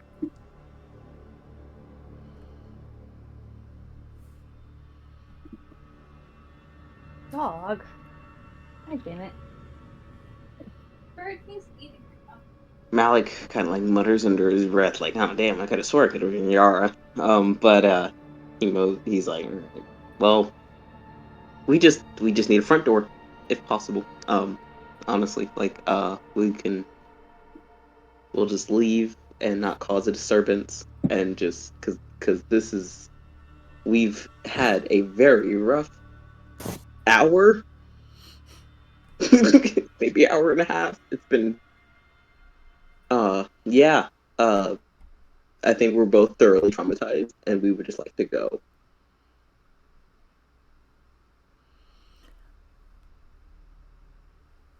I mean, yeah. I'm sure you'll be able to walk out the front door if you really wanted to. Well, not a front door, a door. Just leave. It doesn't have to be the front door. We just need to find our friend. I mean, we need to be here, but we're early. In Malik's head, like when he's gonna call out to Orion and Kellum again, like he's gonna focus on the idle thoughts and goes, "Boys, we need to go." Like, guys, like, please don't tell your mom we're here.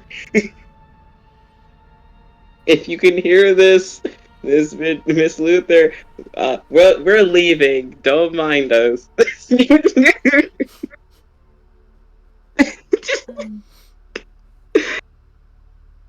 I mean, Ivy's gonna think this. She's not saying this out loud. She's just eating her her beans and molasses like while she's doing it. Why don't we? One of us pretend. I mean, it's easier for me to blend in here than you. Why don't you go get Lace and bring Lace back? I don't like Havoc rolling dice. I don't like it at all. Malik just thinks he's like, I mean, I don't know how I would find Lace because I'm assuming Lace is in the ocean, and I don't think me being in the ocean right now would be a good idea with, like, he looks down at himself and looks back up. I only suggest that just because, specifically also because of that. You walking around here is very noticeable.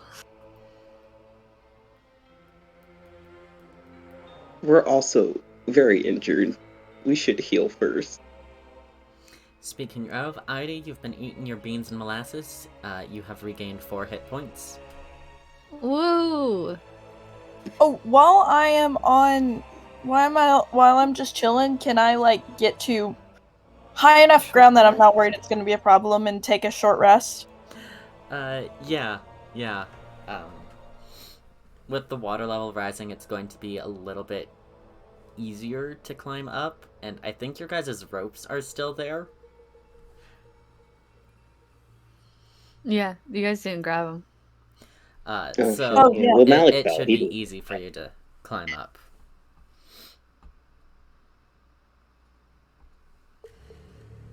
Alright, I'm going to take a short rest. I'm going to use all of my hit dice because we never take short rests. Alright.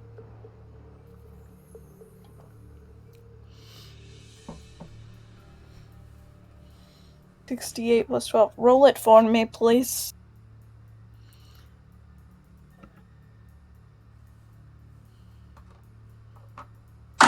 Ah! Yep. 26 plus 12, that's 38. Guess who's no longer dying?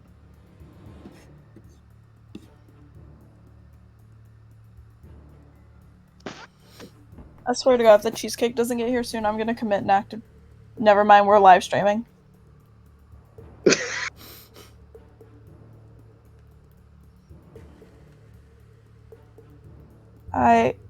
See, I did it. Good job. Thank you.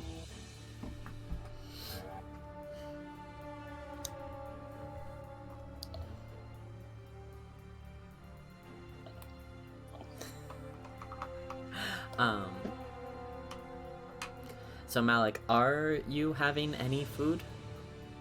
Or are you pressuring Ida He's to going. He'll take the chicken and he'll nibble. It's He's gonna eat the it. He's not chicken gonna be happy stew about that's it. being cooked right now. Oh, it's not done. You can have some early, it's just gonna be a little bit runny. Ew. He'll wait. Alright.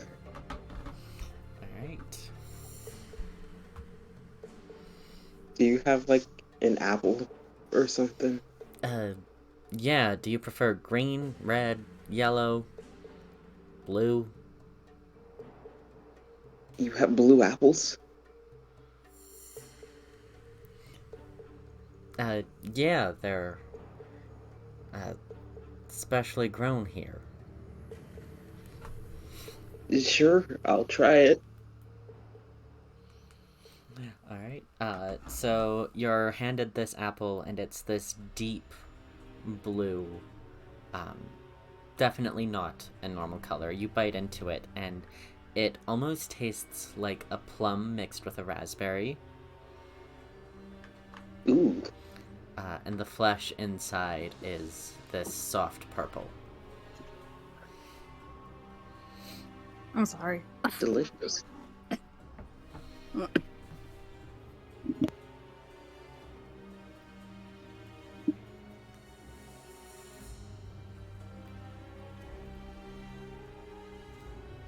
Mm.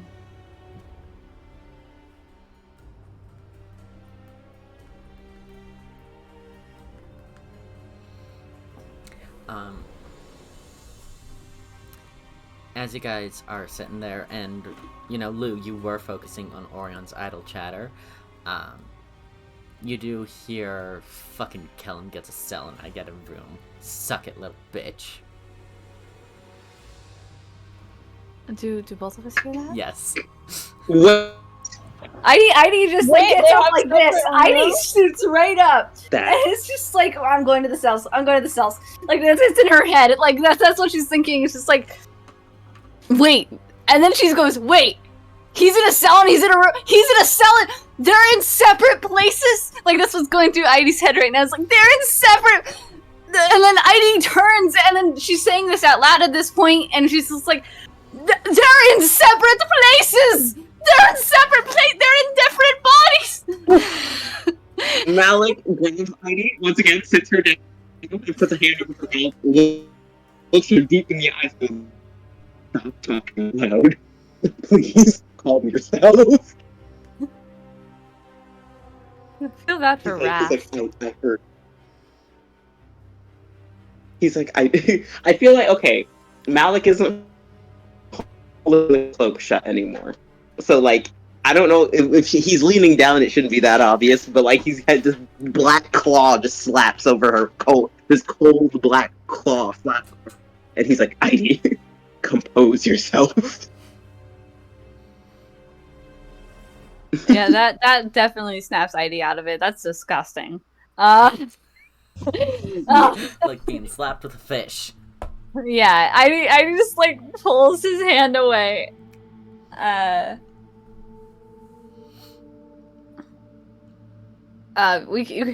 She's thinking, we can't leave now. We can't leave now. We can't leave now. They might kill. They might kill Callum. We can't leave. Kill the twang. So Malik thinks he's like, we find Kellum, and we just, I'm assuming, or Malik, How do we get laced here? How do we get laced? When you think thoughts, can two thoughts overlap from the same person? Yep. Okay, so when Malik's talking in his mind to Heidi, one voice comes out, and it's like, we gotta get Kellum, we gotta get Lace. We'll figure something out with Orion. Orion should have the common sense to come to us, maybe, eventually. And then there's a second voice that goes, this is what he always wanted. He's going to leave us. He's never going to come back. Why would he want to come back? We're not worth staying for. He's going to get what he wants, especially if Vidrea gives it to him. So there's two voices.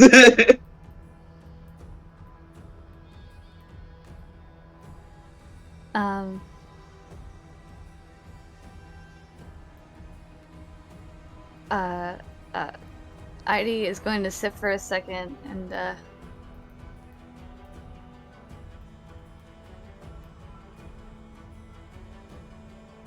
maybe like you're just gonna think to herself, maybe I can pretend at least to be like some sort of like cleaning person or something to get down there, at least right now. Like that's all in Heidi's brain is to get to the cells, get to cages, get to the wherever they hold prisoners. They were just in the cattle room, and there's other rooms right there. But he wasn't in there.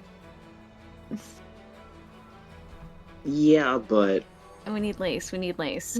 We need Lace. We do need Lace, but they've also met us at the coronation. They know what we look like. Even if you pretend to be someone, they know who we are. And not only that, but if his mother is here, she is the strongest at mind manipulation, and we wouldn't stand a chance, especially not in this condition. So either way, we are kind of fucked. And either What way, if we just manage not to see them? he gives her just a look. All she's getting is a look. He doesn't even have to say anything. He's just looking at her like, "Are you just not see them? This is their castle. Just not see them." He's thinking all of that. That comes right out. That because he's thinking that's his thought process. He's trying to hold it in, and it's just, bitch, are you serious? Just not see them? It's all Are in you the serious head. right now? His eyebrows are going, his head's going, he's like, his face, he's not speaking, but he's looking at, but all you hear in the fucking is, bitch, are you serious?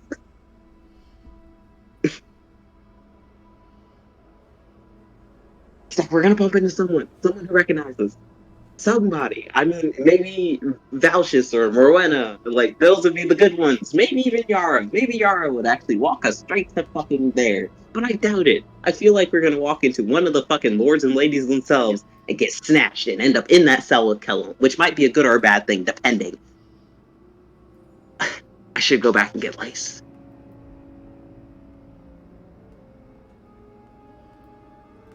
It'd be good to have. I don't want to split up again, but if one of us went back and got Lace, one of us is here who can still think. Who's as soon as you get within range, you can hear us. You know. I don't want to open that door and like fuck the castle. Wait, no, that might actually be a good idea. You can go on through. If I leave the door open and fuck the castle. I mean, you'd have to wait for Rathnot to be here. He's just doing his job. Yeah, and I'm pretty sure they're probably gonna eat him next week. I mean, look, he's barely got any fingers left. Oh, you probably accidentally got him chopped off. It's not like I doubt accidents anything happen in all this the time. building is accident.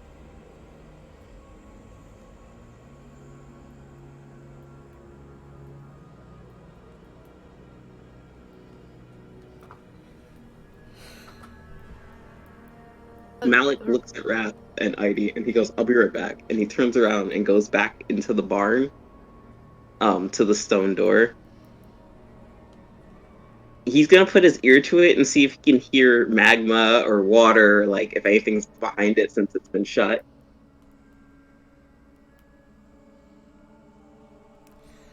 Sorry, I have been transcribing all of your guys' mental things.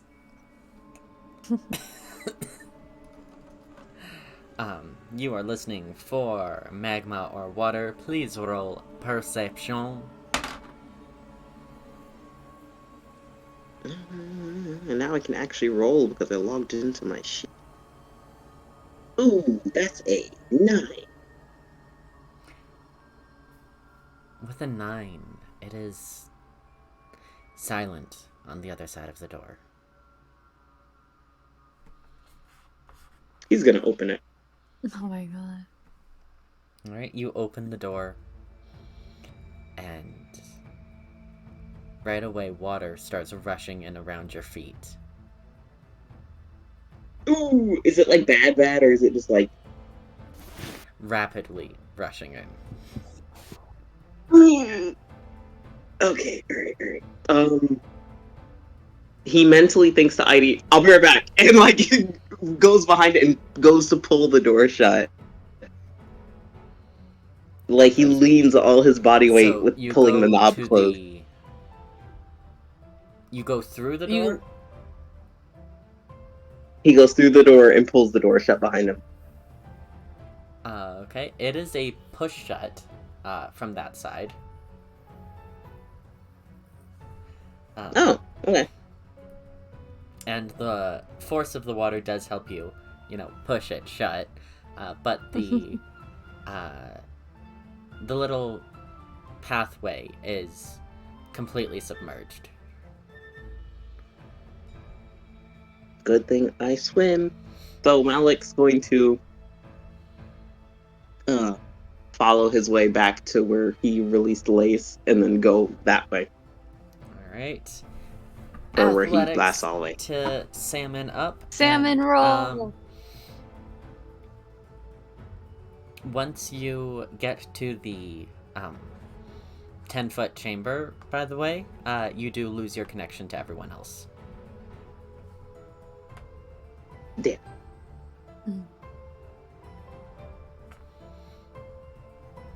Alright, so Damn, that was a I pretty do big- what, 5 athletics roll to get over those things? Something about athletic roll? Say that again? Just give me a single athletics roll.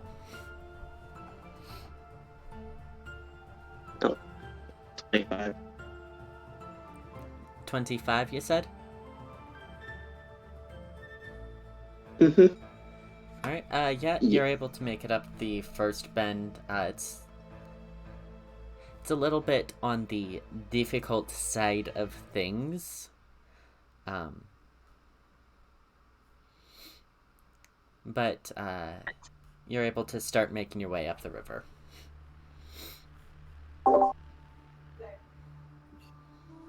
Alright. Need another one? Yep.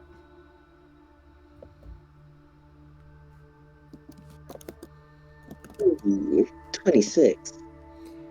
Alright, second is about the same.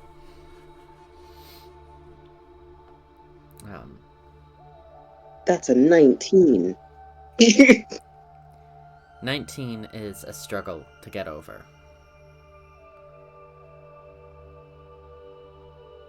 Persevere. You're able to make it, but That's a barely. 23. 23 is fine. Okay. Boop. That's a 14. Oh no. You cannot make it over the 5th crest. The current from outside keeps pushing you down. Takes a water break. He tries again. That's a 27. I can do it. Alright. You make your way into the ocean itself. Can I get a wisdom save from you? Suddenly regret. Oh. He doesn't like sitting out in open ocean whatsoever.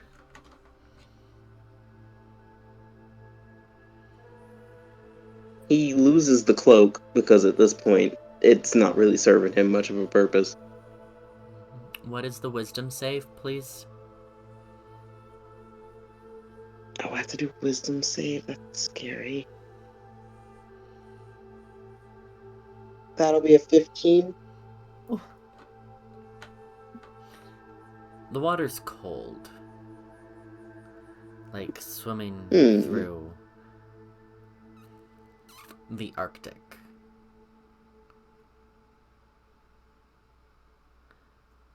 Even with your blubber, it permeates deep inside. This should be warm water. You're near a fucking volcano.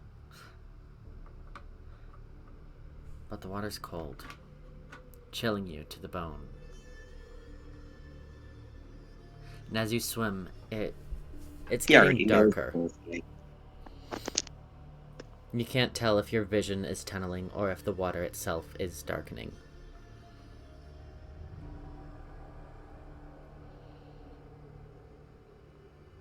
Do you continue? He does.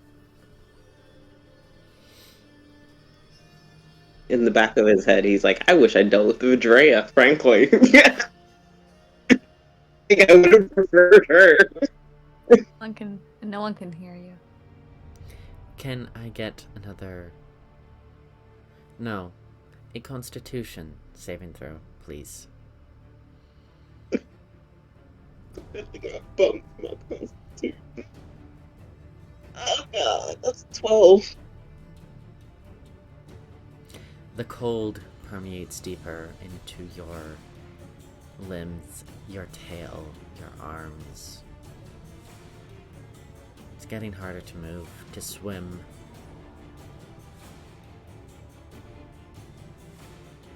Can he get to the surface?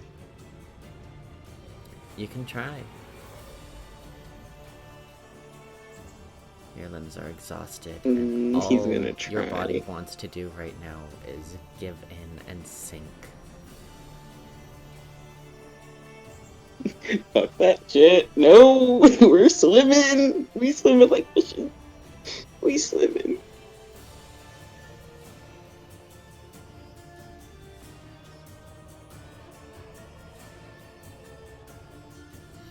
If you're going to try and swim to the Malik surface, is I terrified. need an athletics roll, please.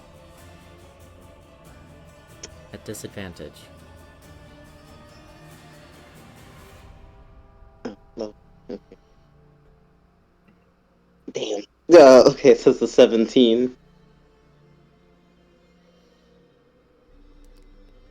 You're able to rise, little by little. Your limbs protesting with every inch towards the surface you move. Eventually your head crests over the water, and you see the island proper.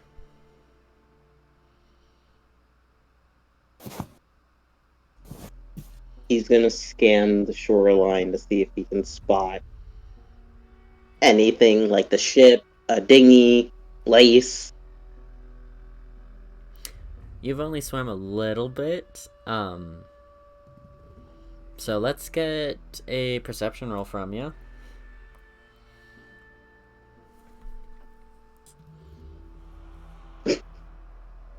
Malik wanting to look down because he already knows how that's gonna go.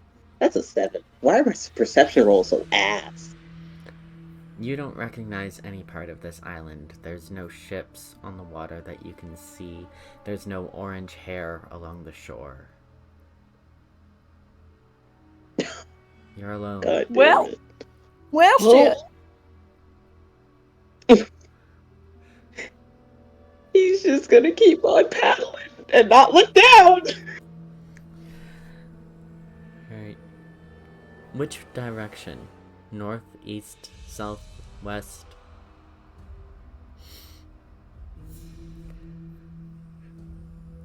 Portum, when they got to the shore, Portum was to the north, correct?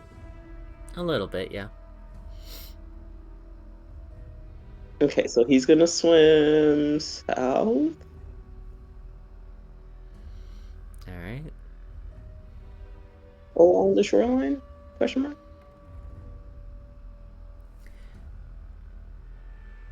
Let's get another athletics roll, please.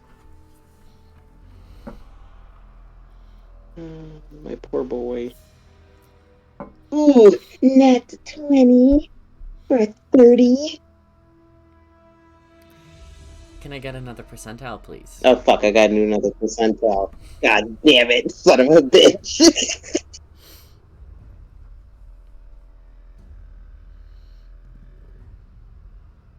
That'll be an 89.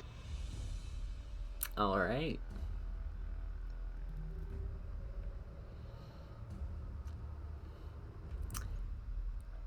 Stop that. The water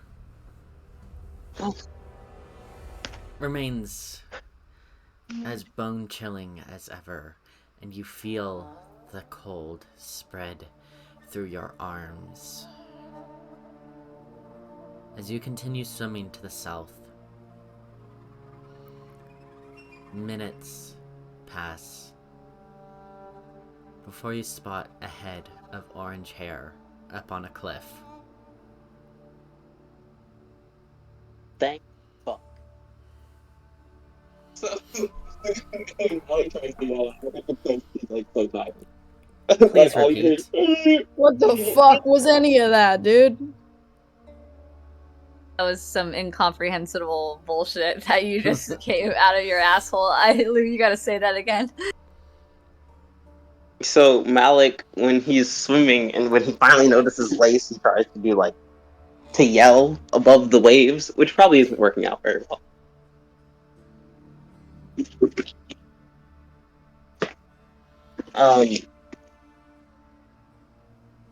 Because he knows at some point his arms are gonna give out, like he's tired. And he knows something's waiting for him in the water. So he sees Lace and he just guns for it, and like the closer he gets, he's like, Lace! Lace! Lace. She's sleeping. Listen, I was at 1 hit point. I'm taking a fucking nap. You know, a short rest doesn't mean you have to nap, right? Yeah, but I feel like could just Lace sit wants there. to take a fucking nap. Fair Oh my enough. god. She's like, everything's going great. We made it out. My friends are coming back. I'm fucking exhausted. Nap time. Malik drowning 5 seconds away from getting fucking shanked underwater. Snoring on the fucking cliffside.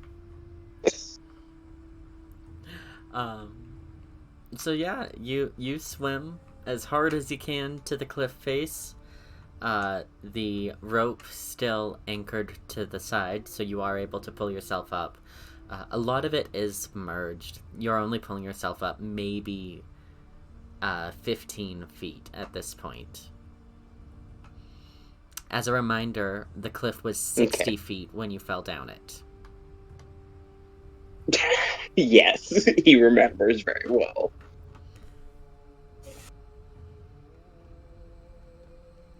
So yeah, Malik's just gonna climb up there and collapse onto the ground and just stare out at the water for a second, catching his breath.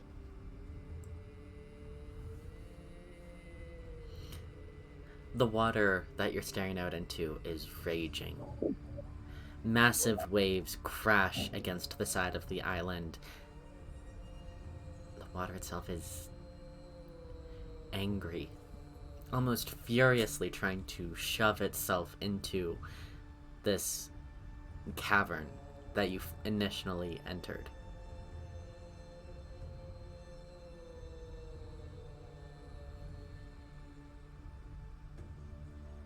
And Malik. Part of Malik feels like his little threat kind of worked. Just in the wrong way. He's going to just lay next to Lace for a second now. Alright, eyes open or closed?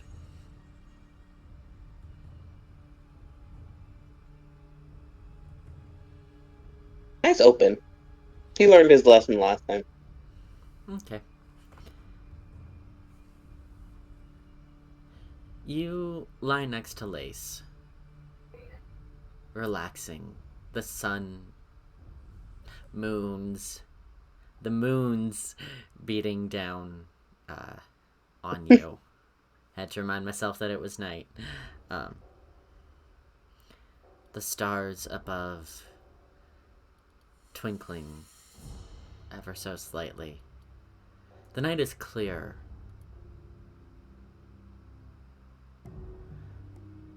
How close to Lace are you lying? Probably like 4 feet. 4 or 5 feet. He's not like right up on her. We ain't spooning. Alright.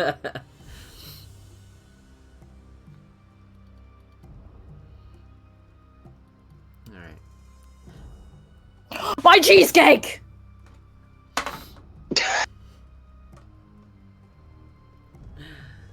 You're pretty sure you laid down 4 feet beside her. But if you turn your head to the side, she's almost right beside you.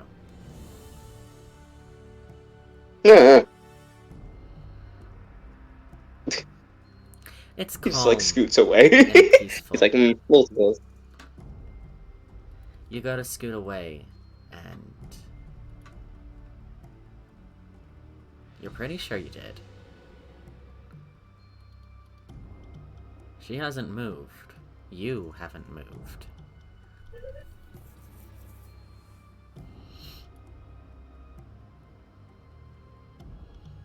Is he bigger?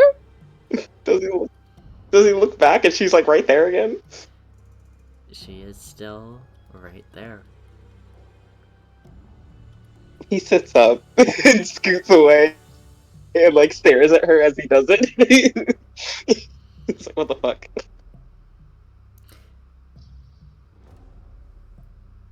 Once again, you try and scoot away. You're pretty sure you scooted away. But it's like her unconscious body was moving with you. I don't like that. Malik looks back out at the ocean.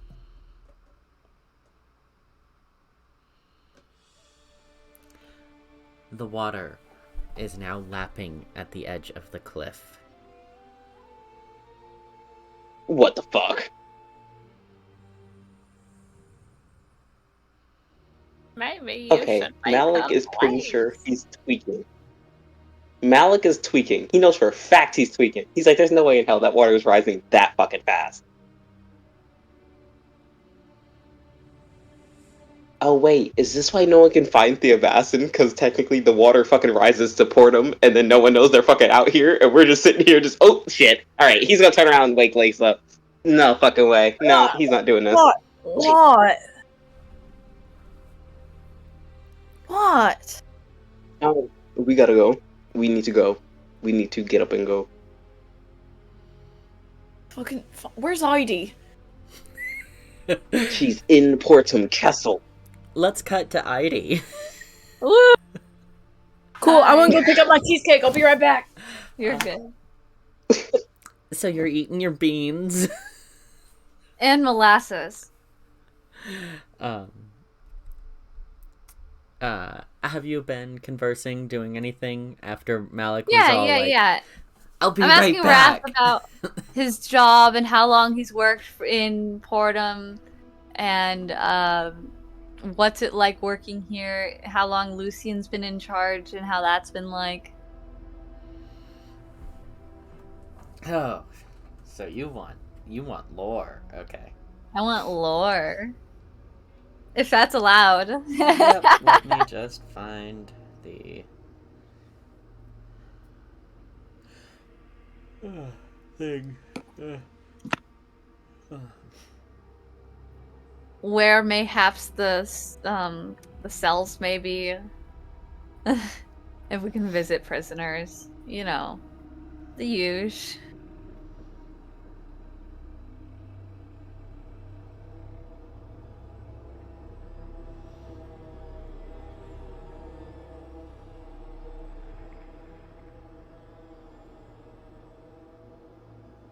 Really quickly, Dan is gonna be here next week, right? I hope so.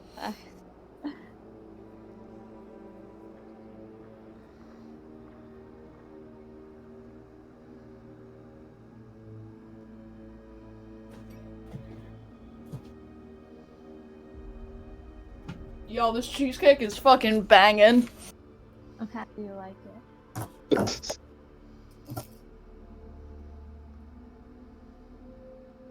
Mm. Oh my god, I'm so sorry. I'm trying to find the message where I did the thing. I don't care. I'm eating a cheesecake. You can do whatever you want. Don't.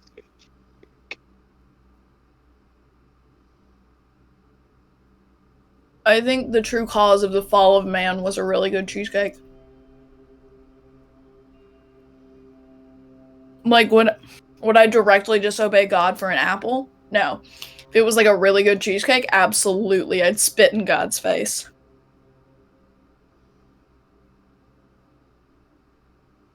Hanukkah starts tomorrow night.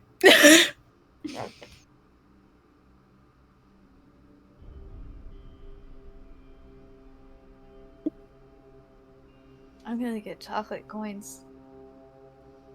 Mm-hmm. Excited.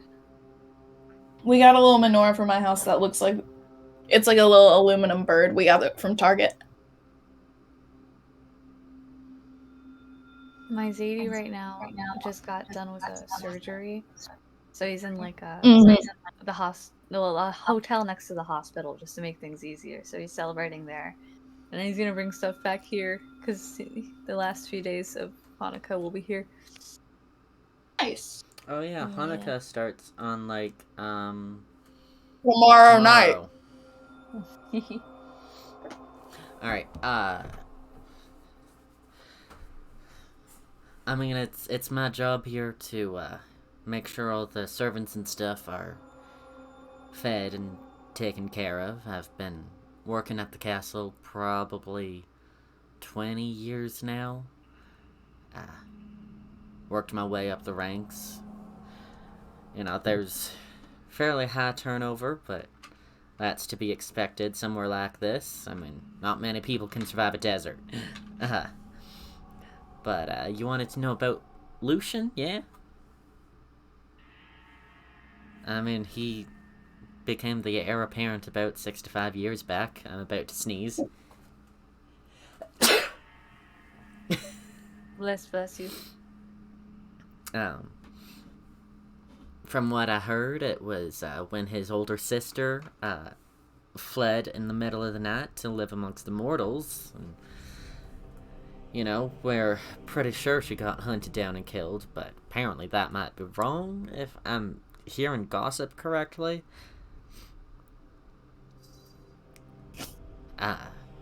But yeah, he hung about the castle for about 10 years before going on a bit of a wild streak. You know, spending about half of his time outside of the castle.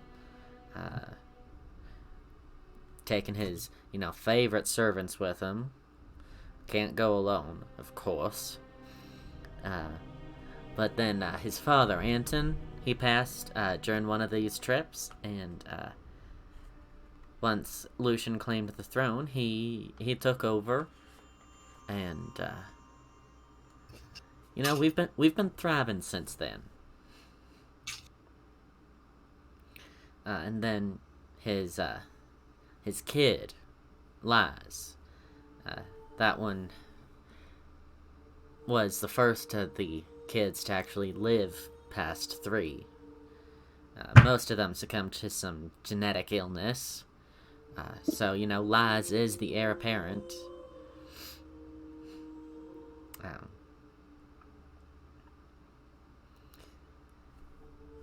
And, you wanted to know where the cells are? Like, for prisoners and stuff, not just the cattle? Yeah, if we can visit prisoners. We don't get many. I don't know why. Where'd you say you came from again? A boat. Nice. And how'd you get here? Those tunnels. Yeah, the tunnels behind the barn.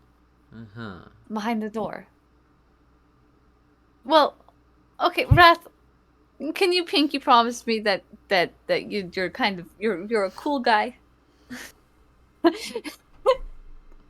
Oh, don't never. I'm sorry. I didn't realize the other one was missing too. I'm really sorry. Well, can you? Heidi's about to share everything to this random tiefling. She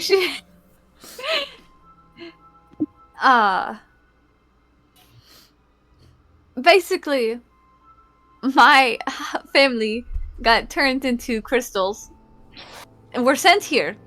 I came here to go grab them. And then I ended up here.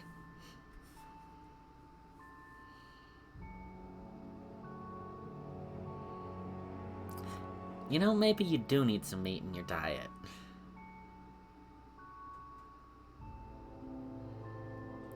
Well, there's these people wearing these robes, and Heidi's actually gonna take hers off. She has her normal clothes on underneath. And yeah, that was not fun. That was not fun.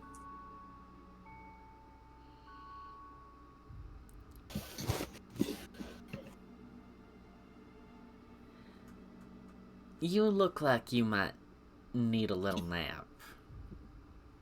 I mean, probably, but see, I was supposed to come here to Portum because I know I've met Lucin at one of the balls before, and we were supposed to be here anyways.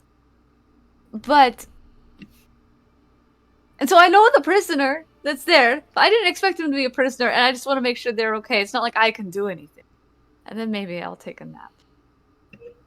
And as far as I know, we ain't got no prisoners right now.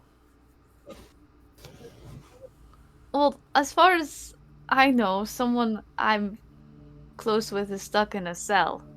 Heidi's gonna think really hard. God damn it, Orion, think more, think more, think more. Go on, tell me where he is. Maybe I can go check on him. You're caring too much about yourself right now.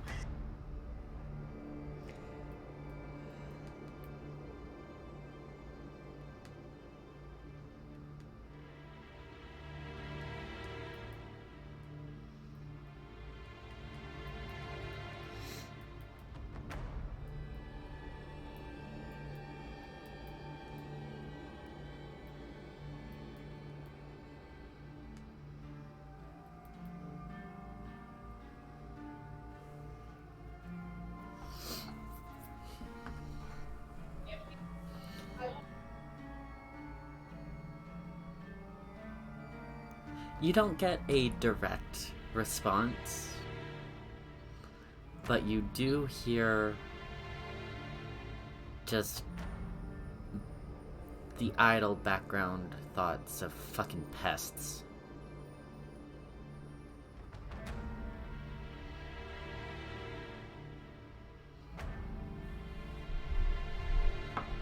Oh my god, okay, Discord finally was not picking me up. Pests? Mm-hmm. Was that Orion or Kellum?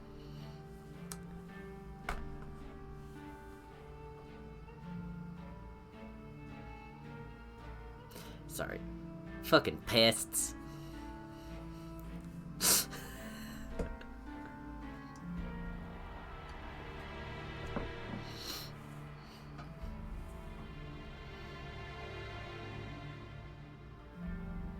Yeah, sorry to bother you, Wrath, while you're working. I appreciate the beans. Yeah, not at all. You gonna stay for, supper?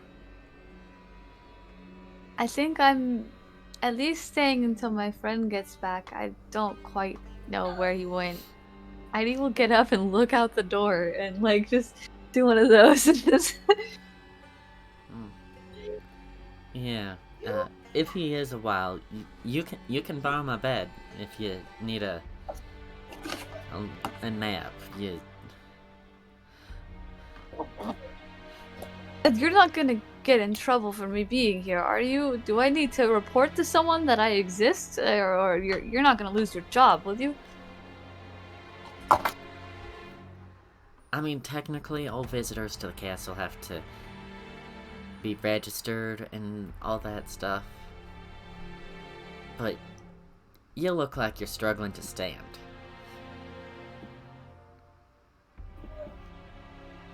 Do you want to go do the paperwork now, or do you want to nap for half an hour? I'd rather nap. That's what I thought. I'm just gonna trust this random tiefling. This is gonna be the worst decision ever, but he's too tired to think. Alright, so if you go back out that door you came, and then go straight across that little room, you're gonna find yourself in the study. And then off to the right-hand side, there's gonna be a small door. Just enter that for my private chambers. Okay. No one should bother you, because, you know, supper's about to start. Thank you. I appreciate it. And if your friend shows back up, I'll send him your way. Thank you. Thank you so much. You're too kind. I've always heard such negative things about this place, and to be greeted with such generosity, it's really nice. Well, I mean, what sorts of stuff you been hearing? That is just a bad place to be around. That is dangerous. And then also, like, not a lot of people know about vampires or anything, or like monsters, and they think that this place is filled with monsters and vampires and ghouls and ghasts and everything. I hear really weird stories. I mean, there is a high percentage of fanged folk, but there's some normal folk like us too. Fang. So this is where Orion got the accent from. Wrath. Right. Anyways, rest up, and I will check on you in half an hour. Thank you. I will go follow his directions to a T, not bothering to snoop where she should not snoop right now. Oh my god, Eidi's not lay snooping? down. Eidi's not snooping right now. She's so interested in the study, but she's really tired.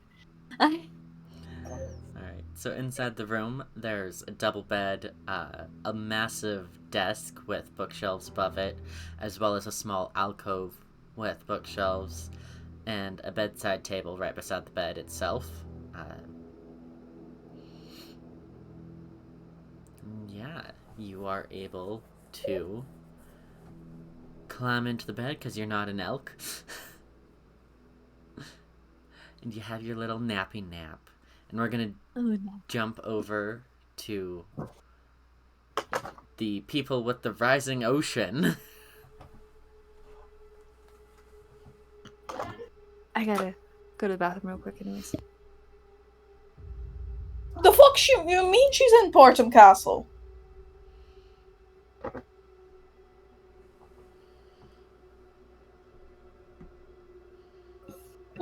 Lou. Oh, sorry. It's okay, I'm also studying in the background. But I was staring at my phone, like I'm looking at Malik's sheet, and I just forgot where I was. you're good. What the fuck you mean she's in Portum Castle?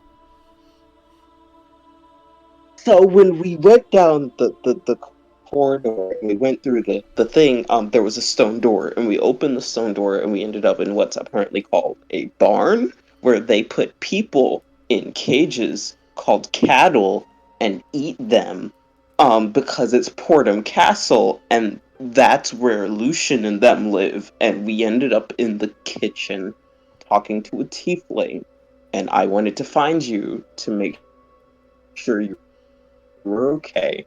But when we were in there, we could hear each other's thoughts again because the mind link reconnected.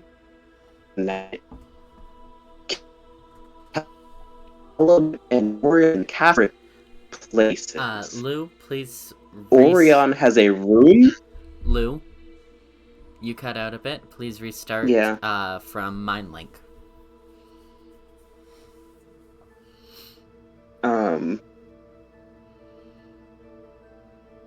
The mind link reconnected. So Orion and Kellum are in the castle, in separate spots. Lace, do you know what this means? Like, he grabs her shoulders. Do you know what this means, Lace? He got fucking chopped in half! Ah! No! Malik's head hangs a little bit. Like, he just puts his head, he sighs, and he shakes his head. He's like, no, Lace, They were separated. Callum is in a cell. Orion is in a room. They separated them. Yara took him because they figured out how to separate them. Told him separated. What? Who's Hawker? Yeah, and now we don't know where they... No, who's Hawker? I gotta know. We didn't see them, Lace. We just heard their thoughts. Which is why we need to go back, because the water is also rising, and I'm not friends with the water right now.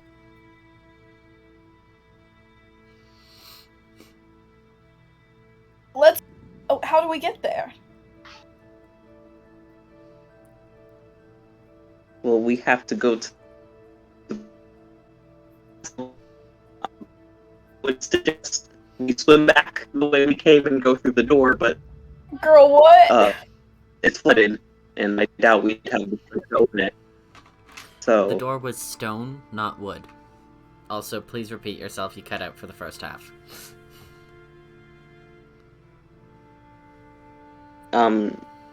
He said, I would suggest swimming back down there and going through the door, but it's flooded, and he doubts they have the strength to reopen it.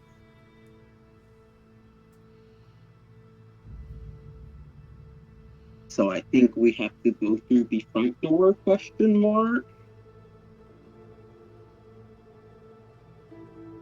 Or at least get close enough to the castle to relink the mind link with Eidilea and ask her to come get us without being caught. Which I'm worried about, because if we run into any of the vampires, they already know who we are, and it's not going to turn out well, and the water is too rough. I'm assuming they had to move the ship, so I don't know when we'll leave.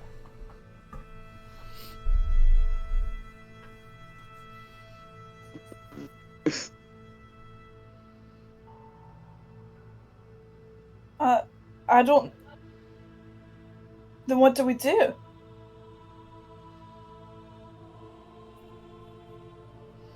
I do not know.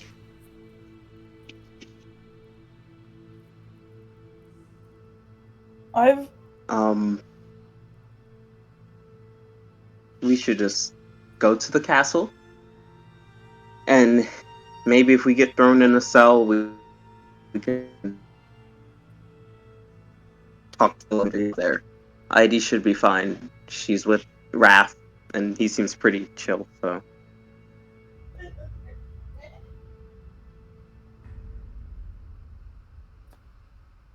Alright, then let's go. Malik is going to collect their ropes, first and foremost. Good idea. Does the water look just as threatening as it did before? It's still tumultuous, but it's not cresting over the top of the cliff. Okay. Does he see anything out in the water? Perception, please. Are you looking deep or on the surface? He's looking deep. Alright.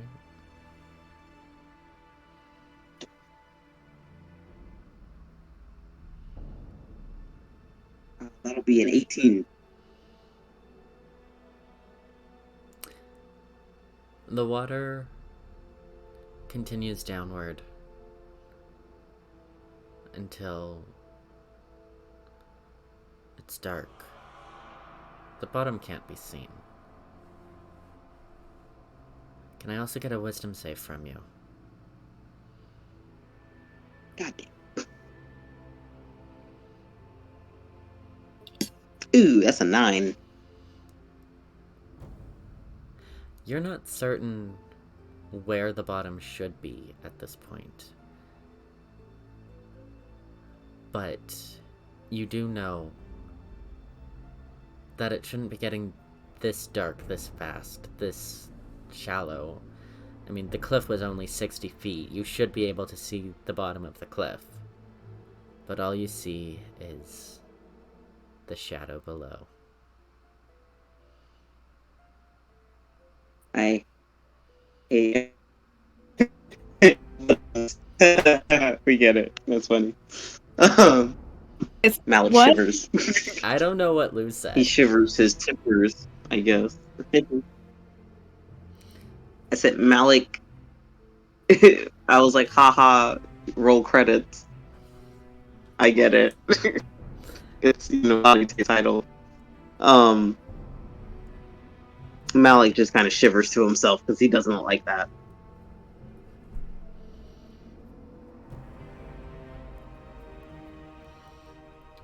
What are the two? Trying to be immersed. Malik, part of him wants to confront the water. Can It's what? not the time. Part of him That- wants to what? Part of him wants to confront the water, like go in the water. Yeah, I got Confront the nothing water. either. Right? That's what you said? Confront the water? Yes, Okay. he wants to go in and deal with it, but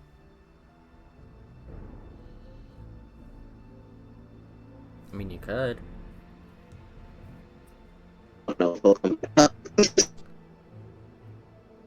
I'm losing my mind because I still have no idea what's being said. I don't know what that part was.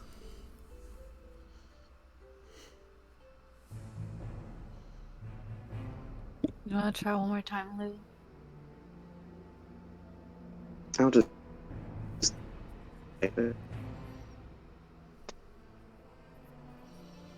I get to use my Malik voice.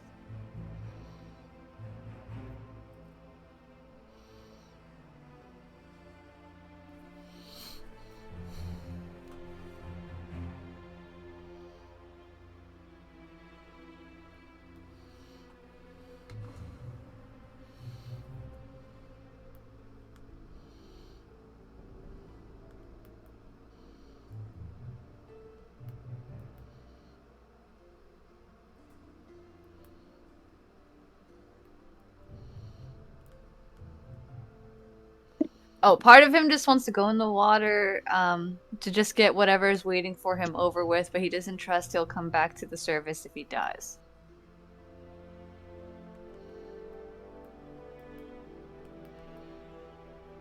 I mean, Lace is just wondering if they waited out on the island.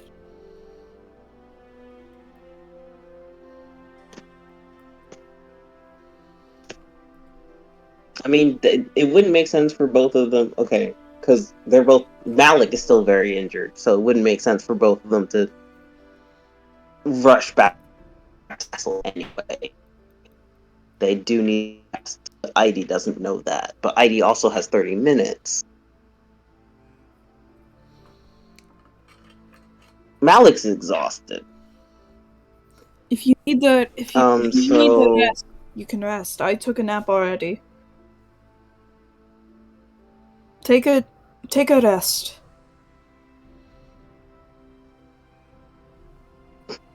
And then we'll figure it out later. I'll wake remembering that she was no longer. He's remembering how he tried to scoot away from her and how she kept getting closer. He looks uncomfortable. I'll keep an eye on it. Intimacy. Sorry.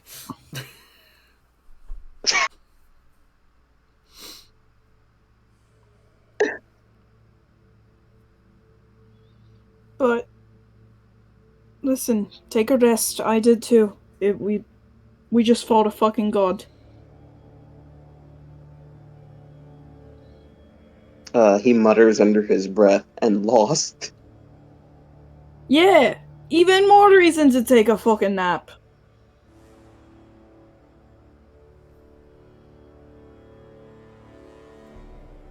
Malik pauses and he looks at the marks on his arms and his legs and his tail. And like feels the one on his throat. And he looks at Lace and he kind of pauses and he's like, when you woke up, did it feel like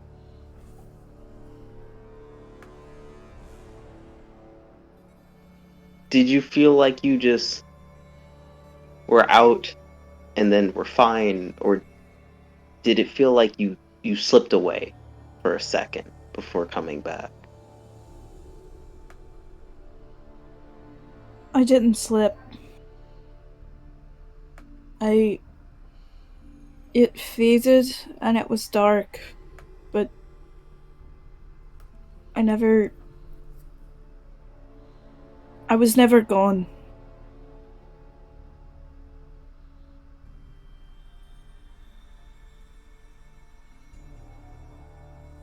He nods and looks out at the water again.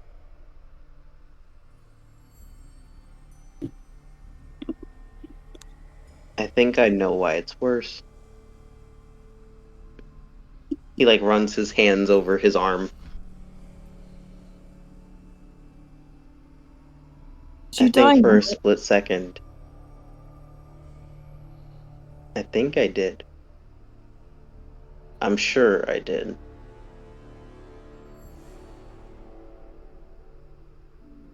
I'm sorry. Malik remembers seeing everyone on the ship, right? And when he died. Mm-hmm. He remembers seeing everyone?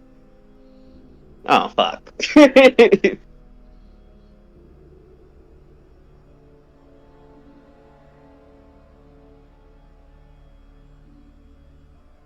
You know what? This is a good soft boy moment. Malik is gonna start crying. Not out loudly, but softly.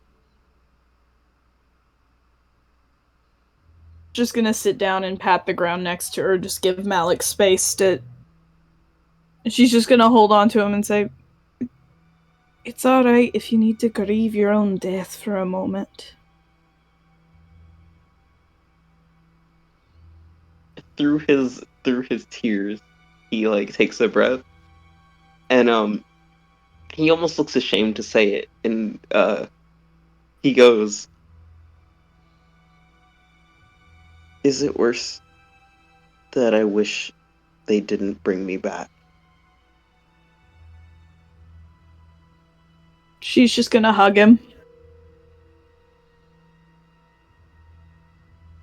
Now he's ugly sobbing.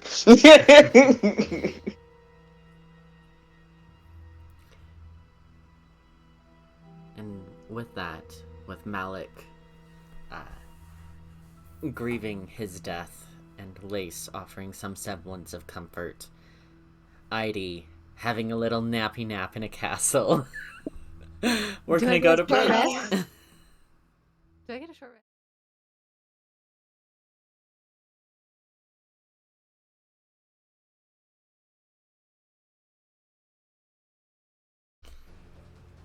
Hello and welcome back to Natty 20.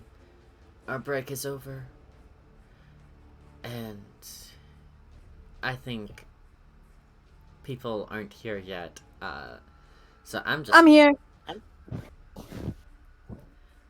Okay, so Pixie's the only one not here. Thrash, can you recap the first half, please? That's Pixie's job. Pixie's not here. Lou, can you recap the first half, please? Lou will cut in and out. I asked you. Oh, fuck. Okay. So we started and we're all running. And then we're like, "Hey, Malik, slow the fuck down or tell us what's going on." And Malik goes ahead and he's like, "No!"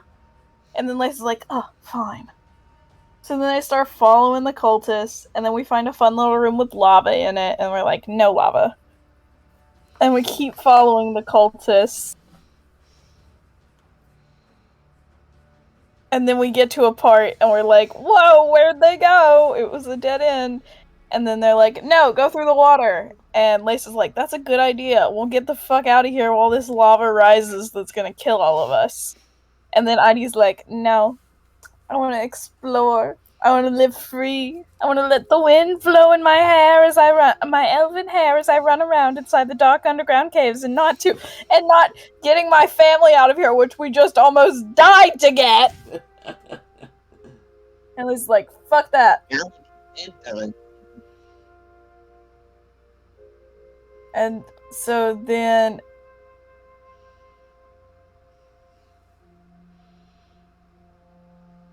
I'm thinking.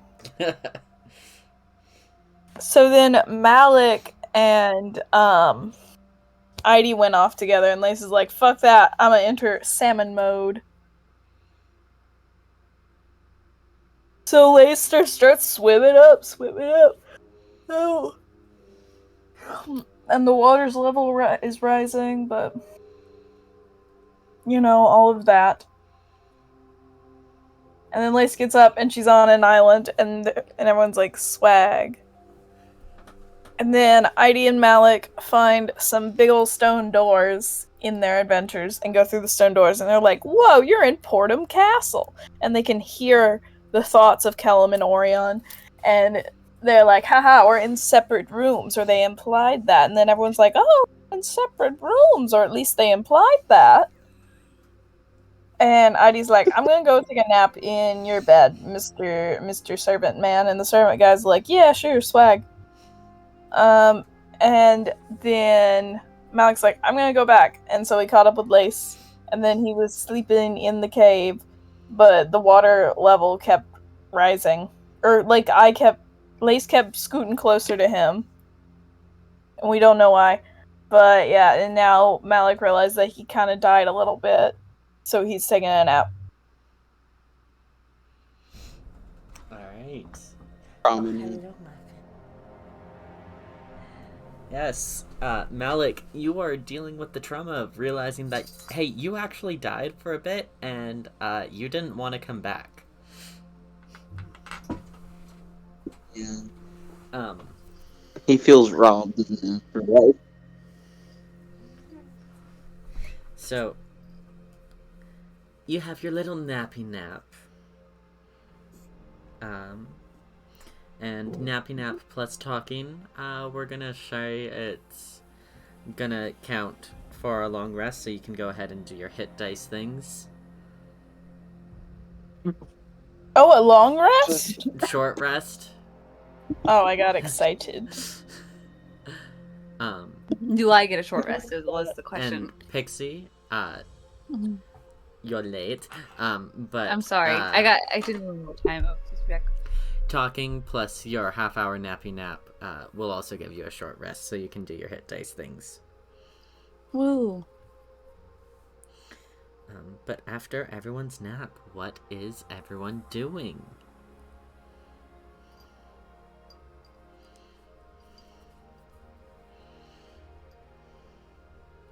Wait, how many things do I do for my short rest? You can use as many hit dice as you want.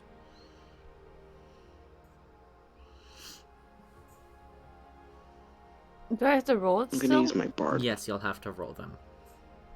Oh, okay. 1, 2.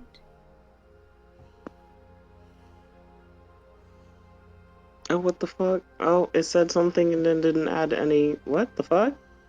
Oh, well, everyone gets to see it. It's okay. Maya, I need my hand, though. I'm sorry.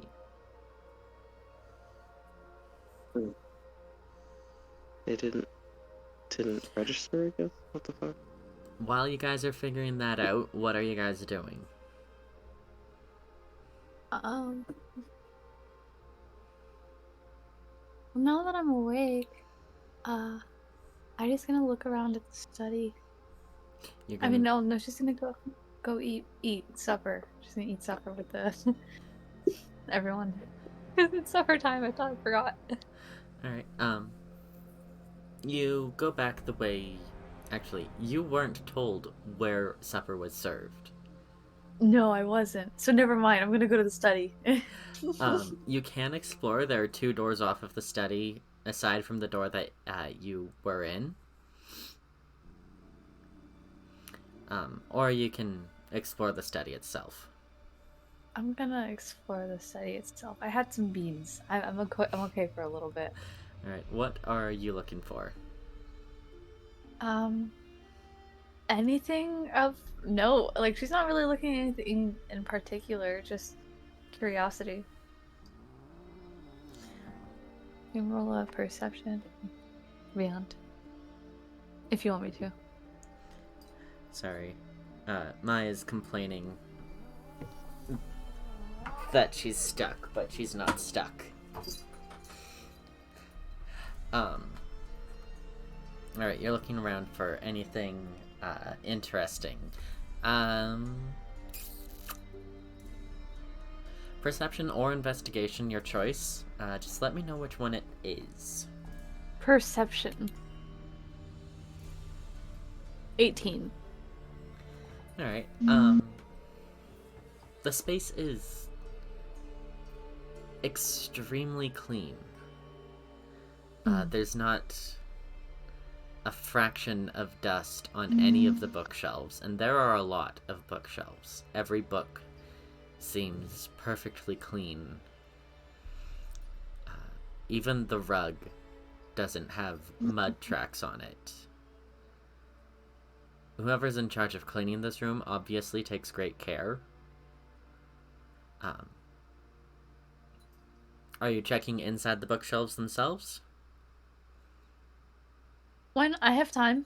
Alright. Inside this room, the bookshelves, there's a mixture of fiction and non-fiction. All of them sort of blended together by author name. There's one book that seems to be just a complete collection of conspiracy theories. A couple biographies on notable figures in history. A couple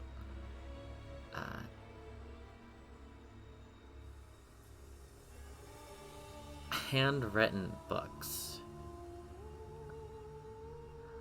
One of which seems to be a tale of this lord and lady of a house with their 2 kids who take in this servant girl, and they both become infatuated with her, and blah blah blah blah blah, and romance happens.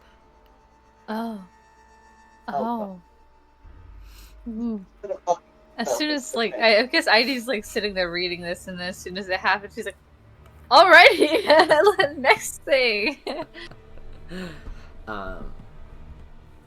Let's see, there's... I think I have a book. Yeah, I have a book. It'd probably be like... there's,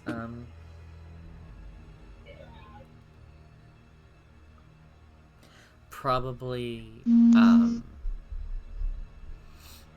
a couple books on provinces outside of Tiabasan. Just the collection seems to be like someone took their weekly pay and went to a secondhand store and got as many books as possible without caring what they were, as long as there weren't duplicates. Just books in general.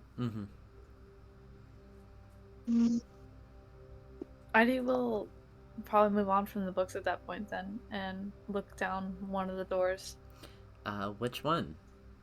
I don't remember straight which ahead direction or they to the were. left? Oh, to the left.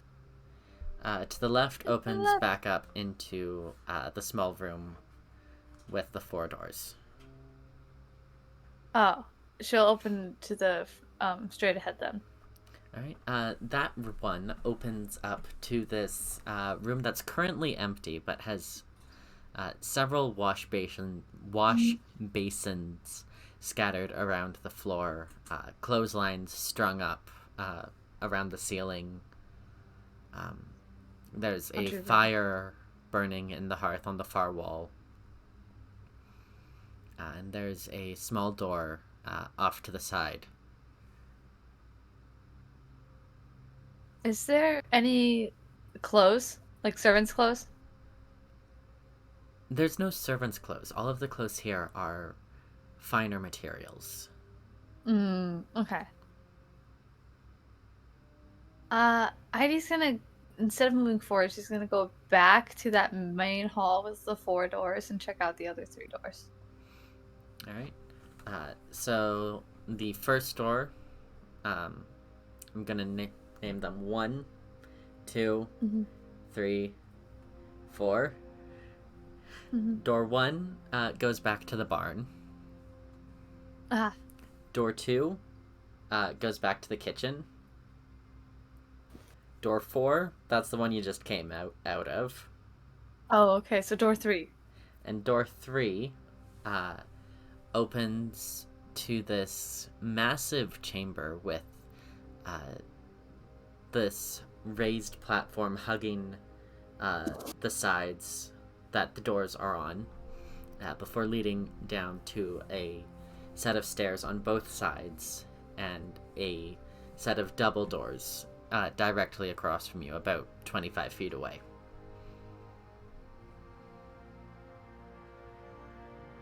Door, stairs, door? Like, these are the 2 doors. I'm in, like, one of them. There's a way, and then there's stairs, and then the door is, like, across the hall. Like, an entryway? Like, I walked into an entryway? Pretty much, yeah. Like the foyer, the main foyer. Yes, the foyer. Okay. I just gonna turn back around. She doesn't know where she's going. This is uncharted territory.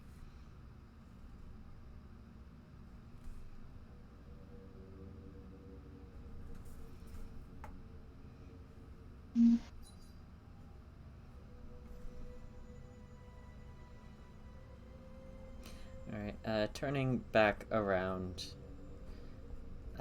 you're back in the room with the 4 doors. Back to the study, back to the washroom. What is that other door? She's gonna look and peek through. That other door, you can tell, also leads to the foyer. It's just a side door. So how are we above? How do we go up? How did I get up? So wild. I just know where to go. I'm supposed to go eat something, but I mean, she's gonna go check the kitchen. No one's in there, right? Wrath is still in the kitchen, and there are 2 doors to either side, not including the entrance that you came in. Oh, okay. So you're awake? Oh. Yeah, you said there was supper. Yeah, just right through that door there. Mind you, the rest of the staff is, probably still eating. So there are going to be a few people, if that's alright with you. As long as you don't get in trouble, I'm not bothered.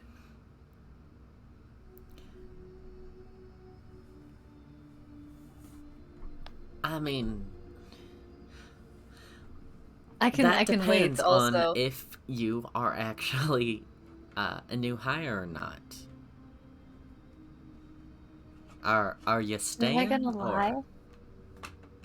Am I staying for a bit? I can pretend to be a new hire. I'd like to talk this out with my fellow players, please. I know they're not here, but what do you guys think about the situation? I think you need to keep. Don't give a definitive answer yet. You need to get down to the cells and see what's happening. Don't give a real answer yet. What do I say though? Maybe, maybe I'm staying. You're still considering it.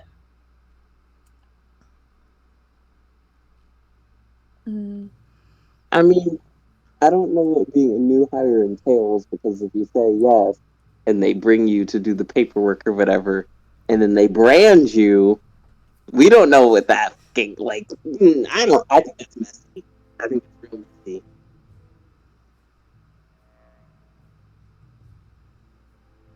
Okay, this is ID. I think I'm still just merely a visitor. I do not have to be a part of that, and I can make my way out as soon as my friend gets back.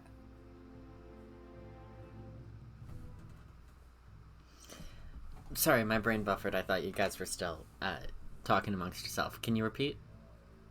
I'm still merely a visitor. I cannot be a part of that and not eat any more of the palace's food. I can make my way out as soon as my friend gets back. Alright, well, I mean, if you're visiting, it's gonna be a different set of books, but you do need to be registered.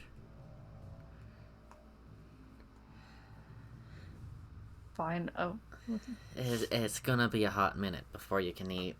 If you'll just follow me upstairs. Oh.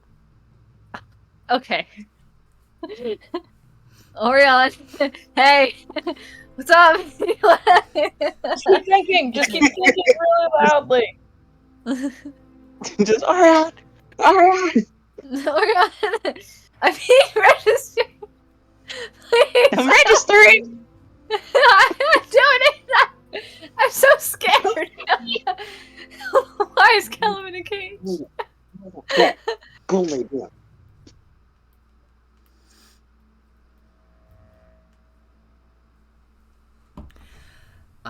So Wrath will take you out of the kitchen and back through the foyer to the double doors there. And he will lead you up those steps into the castle proper. I'm so nervous. I'm so nervous. Oh, I've gone to the bathroom like 3 times already. Oh my god. Let's jump over to Team Trauma. Oh my god. Lace's just I'm sorry. Lace's just sitting there watching while Malik cry, like watching the water as Malik cries about being briefly dead. Well, at some point he probably, like, sniffled himself to sleep for his rest.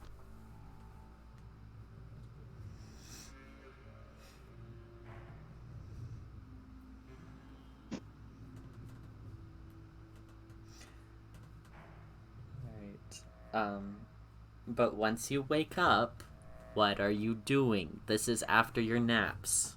Mm-hmm. We all had nappy naps. You're awake now.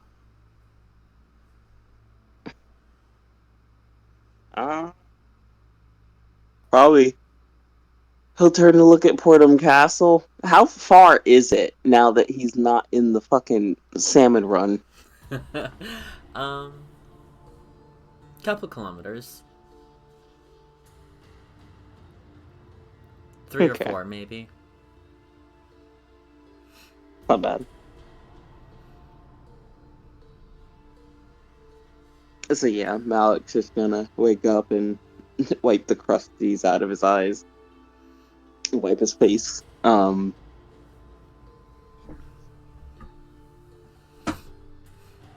He's gotta do like a mental pep talk for a second. And then he's gonna look at Lace and go, alright, we should probably start heading over there. Are we just gonna walk in the front door of Portham Castle? I can't think of anything else to do. We're kind of out-stealthed and outspelled, and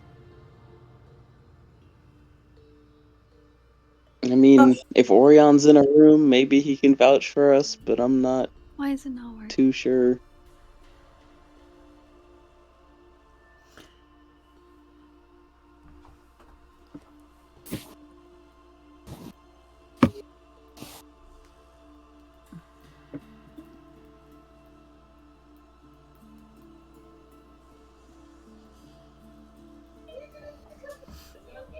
Alright, so you guys have decided to start trekking to Portum. Yep. All right. Malik's gonna deal with the ocean trauma later. Okay. More dice roll. Love it. So you guys start making your way down the path over the sandy dunes towards the castle in the distance. The moons are hanging low in the sky, and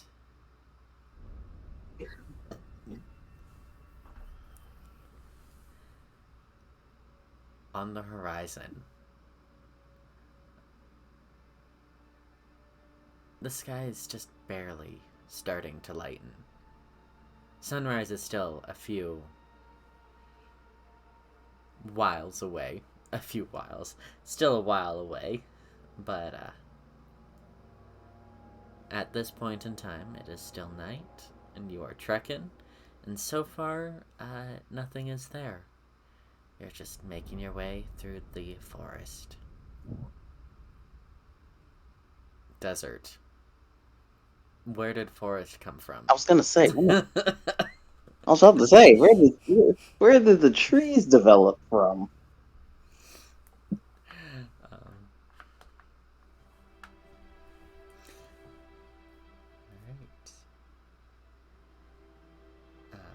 Is there It's any just an conversation awkward happening? Lace is gonna let Malik Malik's not. decide. Yeah, if he doesn't, she figured he didn't want to talk. He doesn't want to talk. He's already like, he's just kind of in his own little brain space, like staring at nothing as they're just walking. Like he's like on autopilot.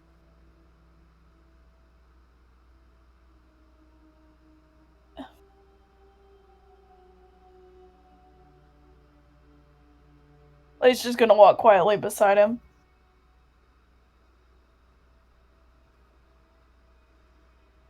Oh no! In the midst of the silence, like after like maybe 10 minutes, he just says,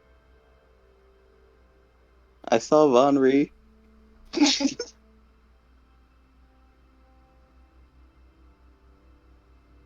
Sorry, what? When I died, I saw Vonri.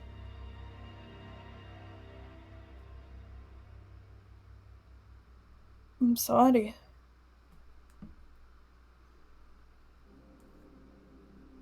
I mean, she looked good, for being dead.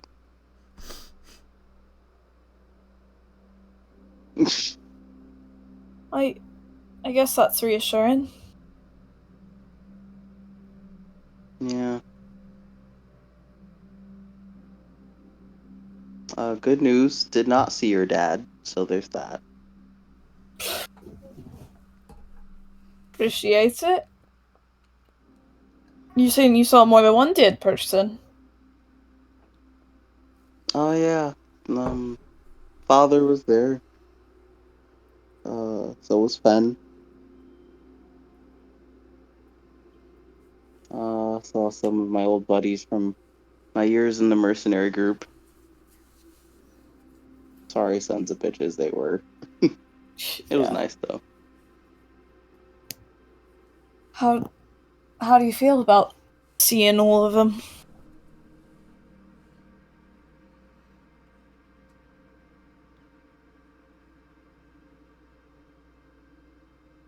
I don't know.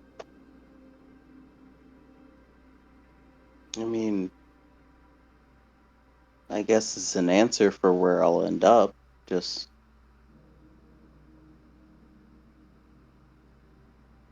not so sure I trust how permanent it'll be. And it's I mean, scary to think what the price you may have unknowingly paid.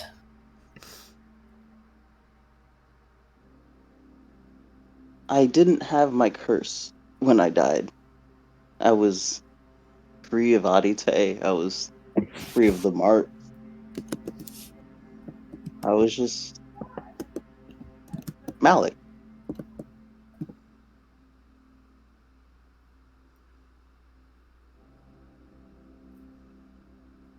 He as he's walking, he kind of he got rid of the cloak in the ocean. God damn it. He kind of like tugs at his clothes like he's uncomfortable with being visible. I miss just being Malik.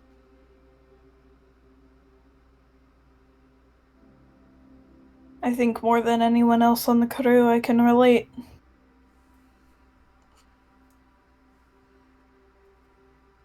I miss just being a regular fucking pirate. None of this saving the world shit. Where it feels like if we mess up even once, everything's doomed.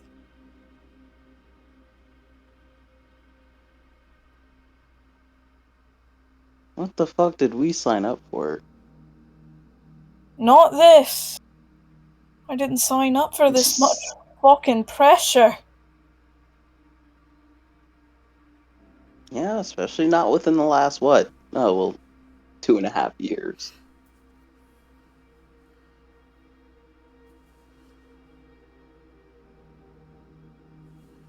Feel like I missed a lot of my life.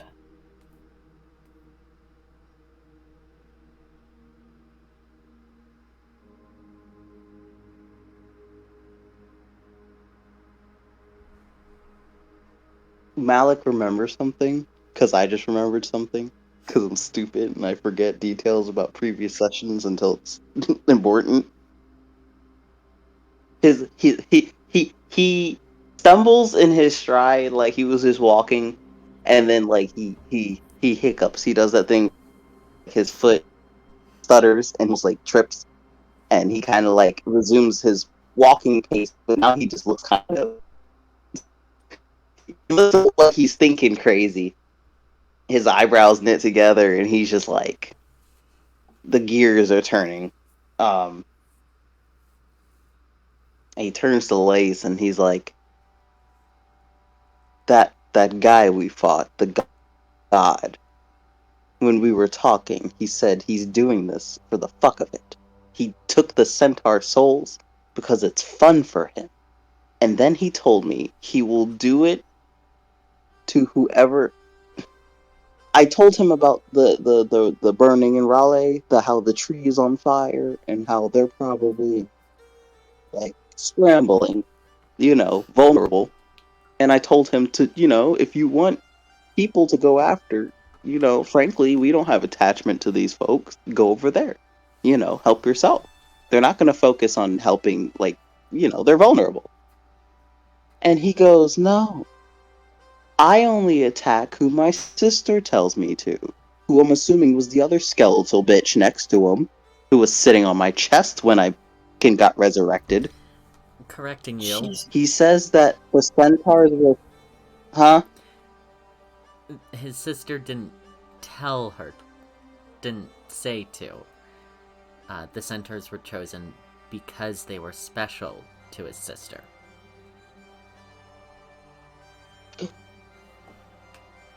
Anyways, continuing. Who's his sister, anyway? I have to look at the fucking chart again. Ben, lay down! I'm not kidding! Fuck's sake. Okay, so, we're gonna retcon what he said and explain it properly.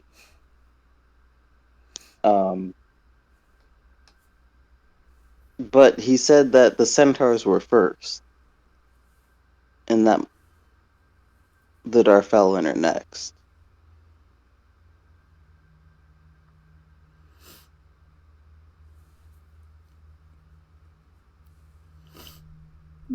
I don't fucking think there's anything we can do to stop them.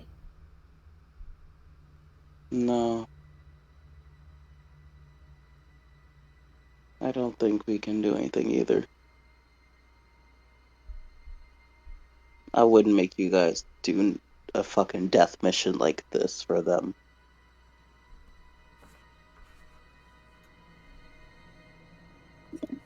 What are you saying? What does that have to, what does that mean? Huh? I wouldn't make you guys do this. What the fuck? Alright, fuck you.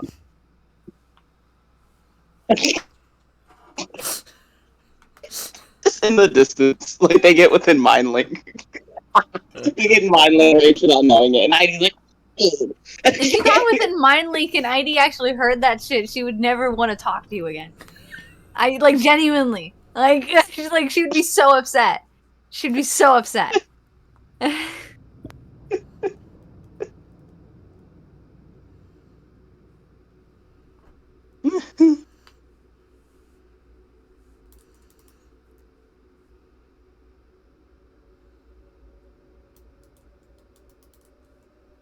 Yeah, Malik just gets quiet after that. He just goes back to zoning out as they walk. That one tear.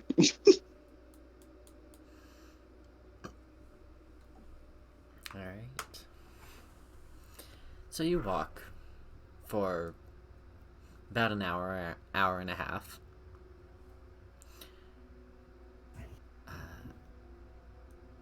And before you reach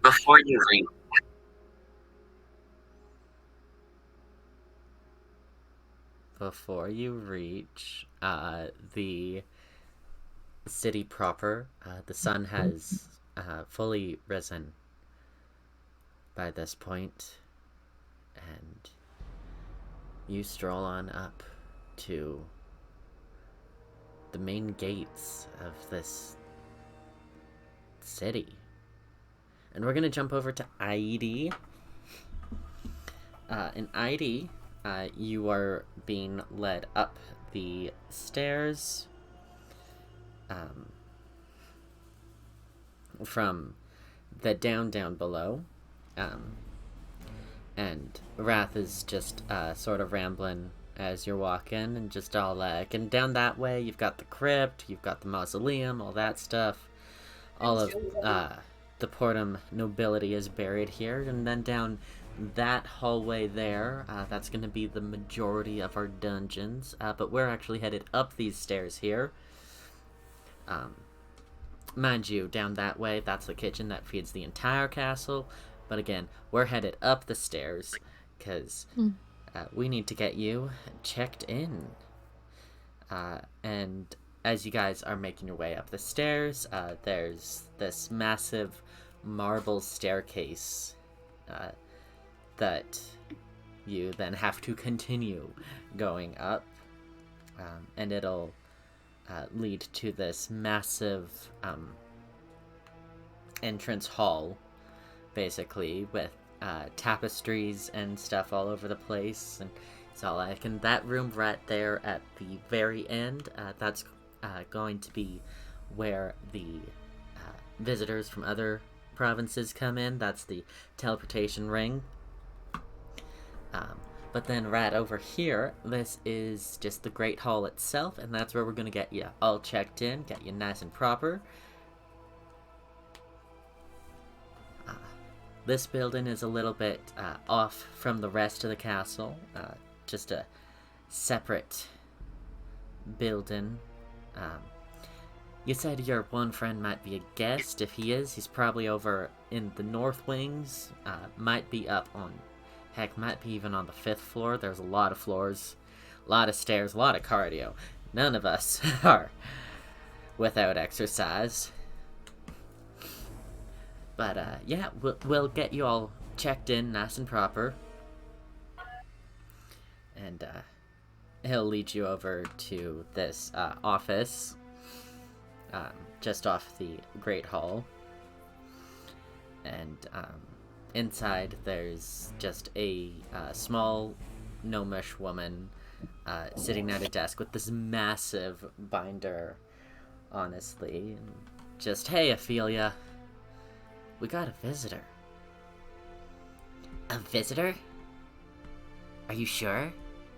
For real?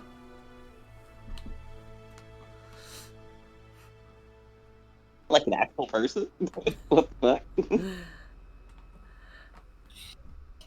Shout out the. No, I'm just thinking of that one scene in Sweeney Todd. It's like, God, it was a ghost! And he will motion for you to approach the desk. And I will. Oh my goodness, an actual person. Okay. Name.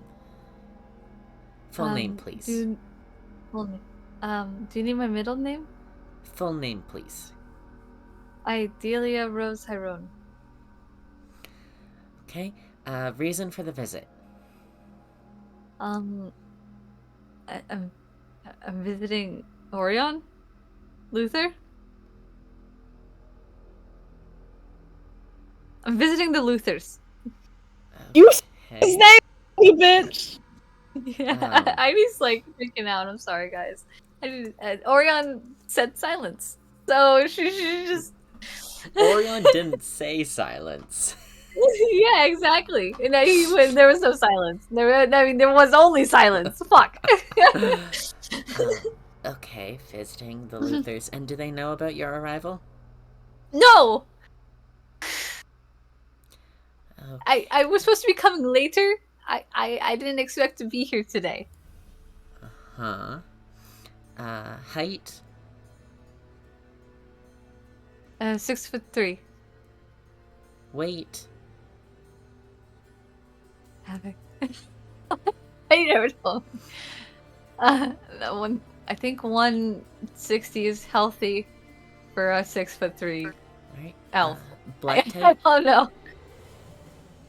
I'm not sure. We can have you tested. Okay. How long do you plan on staying with us? At the least a day. At the most, I think 3. Alright. Eye color, blue. Hair color, brown. Species, elf. Are you pure elf? Damn, they said you a half-breed? Would She is Heidi eyeing know your chest. what we decided? Would Heidi know? I don't think Heidi would. Yes. Yes. Alright. Okay.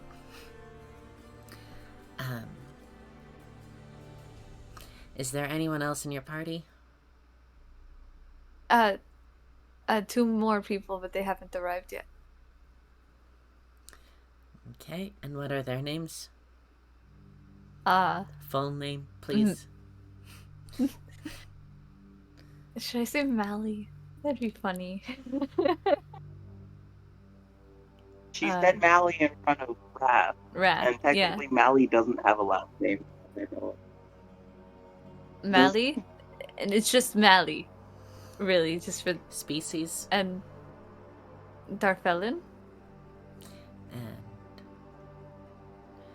the second member? Lace Gallagher. I'm sorry. I'm sorry. Species? Human.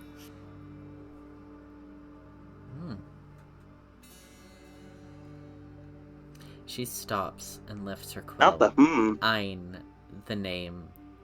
And from where you stand, you can see that even though the ink is black, each one of your guys' names is red. It's magic. Oh shit! I think I think that means something. My father works here. My dad works here. Let me in. Like they know who we are. One of them has talked to. Points at Malik's paper. That one significantly. I'm referring to Vidrea. I'm not gonna say her name. I don't want to go. Sorry, but You're not permitted in the castle. That means? Oh. I can leave. Can I just leave? Don't put me in a cell. I will just go, I promise. I won't be here. I promise I'll go. I'll just I didn't know that. I wasn't aware. I would have not. I'll go. It's like I'll never hear. I can somehow throw up the beans. You want the beans back? Wrath, puts his hands on each of your shoulders. Now, there's no need to panic. You ain't done nothing wrong. Yet.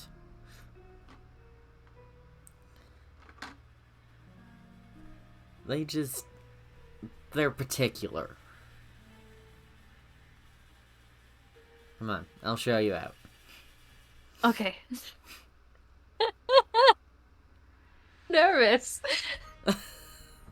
I'm surprised even Malik Flynn isn't allowed. I mean, Orion would hear this. It's not at Orion. It's like, not allowed in the castle. Why the fuck are we not allowed? What do we do? Like, we didn't actually do anything. Like what is this?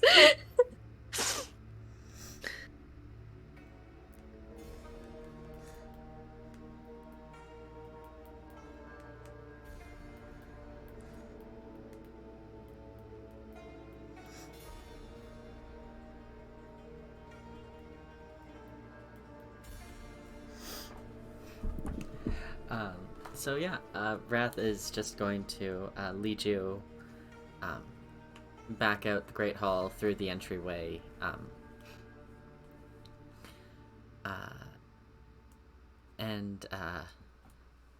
You said you came by boat? Yes. So did you want the docks, or did you want to walk through the city? I can walk through the city. It's fine. Alright. So he had started going to the right and then immediately turns to the left. And he's going to just lead you over this extremely long bridge. And then winding along the edge of the building itself through side servant tunnels, mostly. Just weaving in and out before heading to the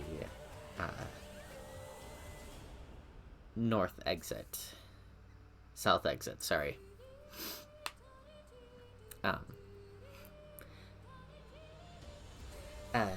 And ahead of you, there's a small, quote, city. The streets are fairly dead right now due to the time of day. But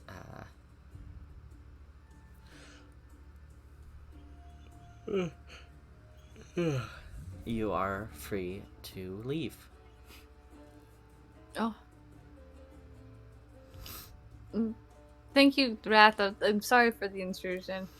If my friend shows up down there, you should just lead them out. That'd be very nice. Odds are they don't know we're not that way. You said yourself that was about to What the erupt. fuck? Oh yeah, that's true. Actually, you're right. Oh, cool! I'm frozen.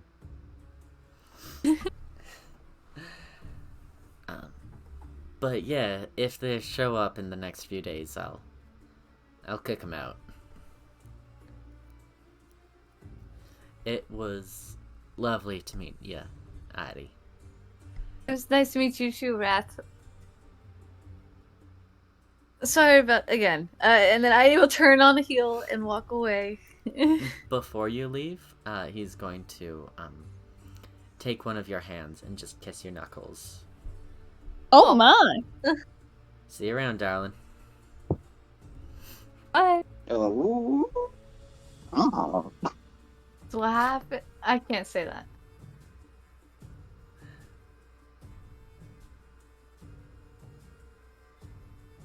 Can't say what? That's what happens when Dan is in here.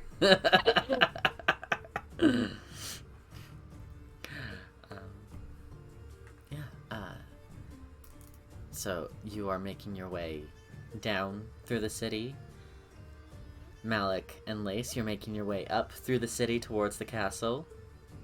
Hopefully we'll run into each other. I'd say about 10 minutes in, you guys managed to bump into each other. It's not a big city. They call it a city, but population's about 600. Very small. For a city. Mm-hmm. We're not allowed in the castle. We're not supposed to be there. I tried to go in as a visitor because they were like, "You're a visitor, unless you're trying to work there." And and we're not supposed to be in there. I should have told them I was working there. I mean, I can tell them I'm working there. You have to give them a different name, at the very least. You gave them your real name. Yeah, because I was nervous. No one else was there, and I tried to think towards Orion, and Orion didn't say shit. ID! I know. God damn it. They don't know what you look like, though. They just don't. You're human. You gave them all of our real names? Like, not Malik's, but he's the only Darfellan probably in the next 200 miles. I mean, I don't really. They also know he's a Darfellan. Well, they asked. They seemed really nice. I got distracted. No, what did you tell them about each of us? Oh no, just that you're human and your name, and then that he's Darfellan and his fake name. Lace legitimately looks the closest she's ever been to punching Heidi. Not out of anger, just out of... Come on, dude. Okay, ID. New rule. Ground rule. Going forward. Never give out any of our names in any circumstances, ever. Give me a fake name then. You never thought of fake names to give me before. Well, your name's Ella now. Cool. I mean, that's fine. Wasn't that fucking hard? Well, no, I never knew it was a fucking problem. You don't have to get so upset. It's not like I was told that we weren't supposed to do that. Only I was told who's not supposed to do it with the Fae. I just figured you weren't stupid enough to give out your name in an evil murder castle. An evil murder castle controlled by vampires, and you walk in and you go, La-di-da, my name's Heidi. Here's where you can find me, here's where I sleep at night, and here's the copy of the keys to all my doors. Not that stupid. And you probably shouldn't say vampire slander so loudly in a city probably run by them. What the fuck did you say?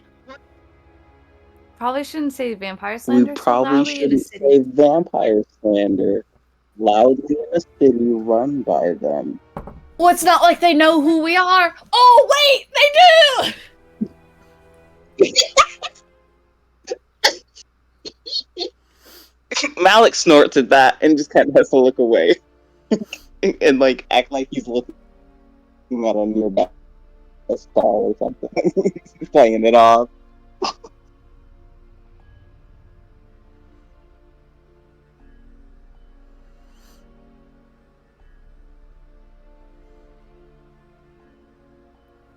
As you guys are standing here arguing, this weird bird-dragon hybrid flies down and curls around Lace's shoulders. God damn Ivy. it. Ivy.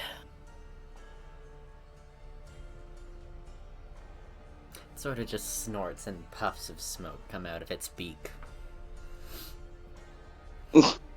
I'm shocked you're willing to Lovely dirty of your you to feathers. finally join us. I'm shocked you're willing enough to dirty your feathers by landing on me. What did you say, Lou? He said, lovely of you to finally join us.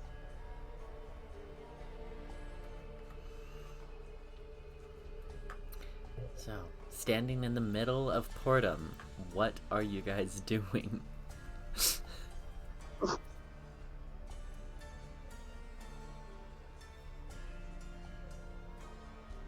We still have the sending stone. Yeah. Yes. Can we just call them again and tell them to whatever the fuck's going on to make us at least updated? It is once a day, and it was already used today. Let's go find an alley and get out of the middle of the street, maybe. That's going to be my first suggestion. I want to go back on the ship.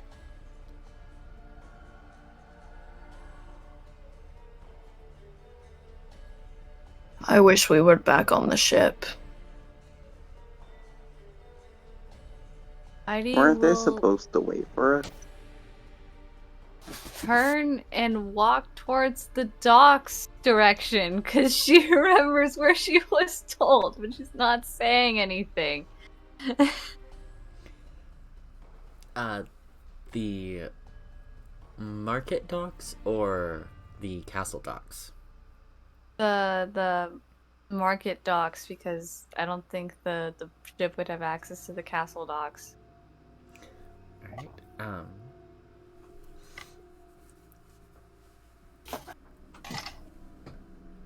let's get a perception roll from ya.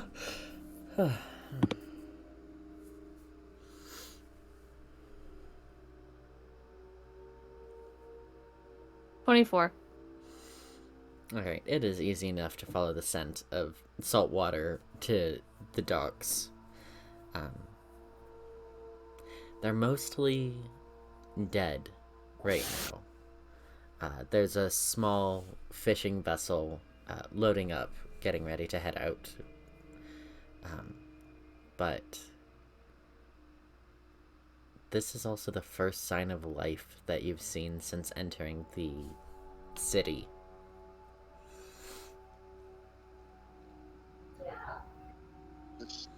What does the fishing vessel look like? It's just a small trawler.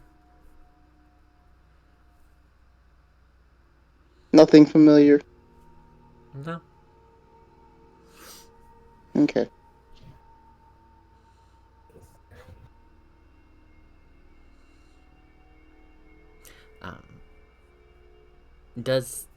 Actually, Malik, why are you asking? I don't know if you followed. Did you follow Eidilea, who just walked off without saying anything? Eidilea did not say anything. Eidilea turned on her heel and walked. Yeah. Eidilea, it wasn't that bad. I'm sorry. Are you Was that following? bad. Lace, are you following? Yep. Eidilea doesn't respond, but as soon as she gets to the dock, she will say, we can probably ask someone to take us to the other side of the island where our boat is.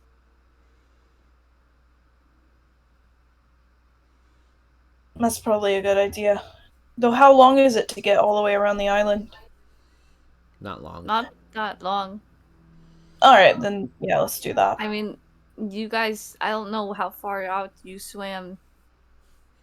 And I only was busy for like an hour, and then we ended up really meeting each other, so.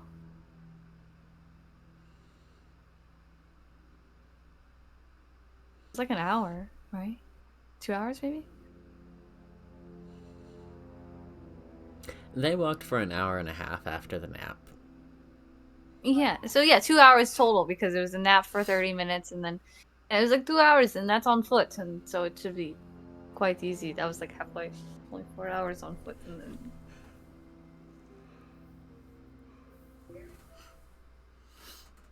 I might just swim to the ship at that point. I thought you were concerned about being in the Moshe. I am.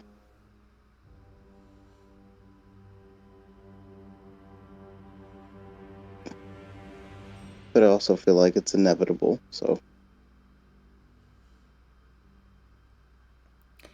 Now that you guys are all gathered together, and you're taking a moment, Malik, the others are able to notice that a large chunk of your afro, about this much worth of hair coming from the base of your head, is now pure white instead of your black with the white ends. Mm. Old man. Interesting.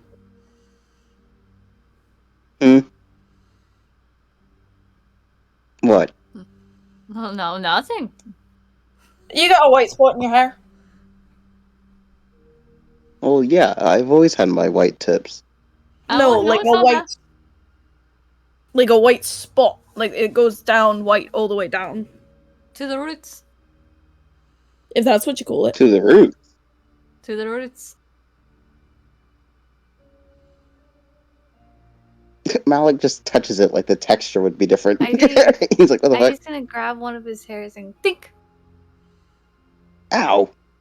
and then show him, like, and pull it out. And it's all white all the way down.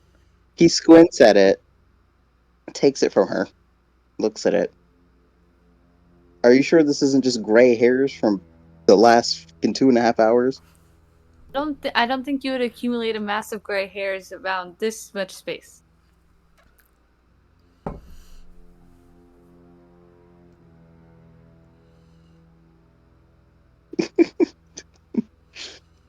Malik just looks so tired. I think your body's getting darker and your hair is turning white.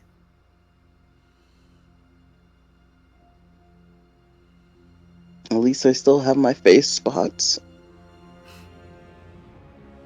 I don't think we're wrong. For now. Yeah.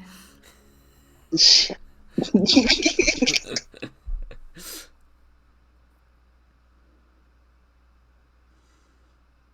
Yeah, Malik just kind of steps to the dock edge and he's just like, you guys can hitch a ride on the boat. I'm just gonna bite the bullet now. I doubt I'm gonna drown or anything. So I'll just meet you guys back at the ship. I don't think us splitting up again is a great idea. I'm gonna follow the ship. Or whatever boat you guys take, I'm just gonna be in the water. I don't think you can swim that fast. Just ride the boat with I'll us. have to swim fast. Just ride the boat. It's safer. It's simpler. Why do you have to be in the water? I thought you were worried about the water. What about I want to get this shit over with? Do you not understand? Getting it over with would be going on the boat with us. Would it not? No. He like gestures to the water. Getting that shit over with. Because, frankly, they're pissed at me. I can tell they're pissed at me. They want me in there. I mean, it's obvious when I saw something back on the ship before we started this bullshit. Now I have no choice. I want to get this stern talking to over with before we get back to the ship so I can focus on Orion and Kellum and the fucking castle without thinking about the water. Okay, but let's wait here with you while that happens then. I don't want us to be stuck on a boat while you're going through that. Yeah. I'd rather us be available to you. What are you... If I'm underwater, what are you guys gonna do anyway? We have the candies. We can come and get. I don't know. We can be there. You're not fighting another god. You guys are not gonna end up fighting another god. Reason. Yeah, good point. I'm not fighting him or them.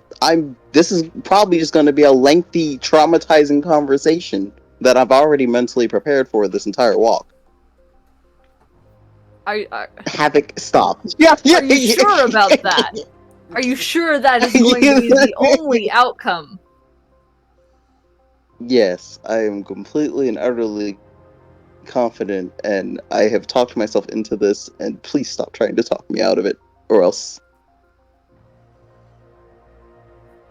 Why is everyone threatening Heidi? Oh my god! Oh, every session, Malik at the very minimum threatens Heidi in some sort of way, and she doesn't even have to do anything. Oh, holy shit! Oh, I'm worried about you, Malik. I don't think you should be dealing with this right now because it seems really stressful. Or else I'm gonna fucking punch you, or I'm gonna always. Oh my god. She doesn't know that. She isn't aware of that. He's not threatening her. He just said I was gonna finish the sentence, but I couldn't think of what would end with the or else. It was probably that he was gonna have another mental breakdown because he's honestly been on the cusp of another one ever since the first one on the beach or on the cliff. So, like Lace calling Heidi stupid. That makes sense. Heidi did a stupid thing, but that was. Just fell out of nowhere. He paused for so long. he just did the fish eyes thing where he just like zoned out again. Oh, can we see where he's looking now that there's some blue in his eye? Yep. That's so funny. It's like that. We discover Malik's just been staring at our boobs this entire time. just right at him. Oh my god. Actually, Fine, no, Malik, he has a tendency to stare at foreheads. I guess if you want to go drown yourself, like, I don't know, you must not feel well. Like, yeah, I don't know if you guys took a rest, but I took a rest. We should still probably all get back to the ship before we deal with literally anything else. I'm not trying to back you down from this. I want you to go through with this. I just don't think now's a good time. It's never been a good time. This entire mission there has never been a good time. I don't think there's going to be a good time for any of this.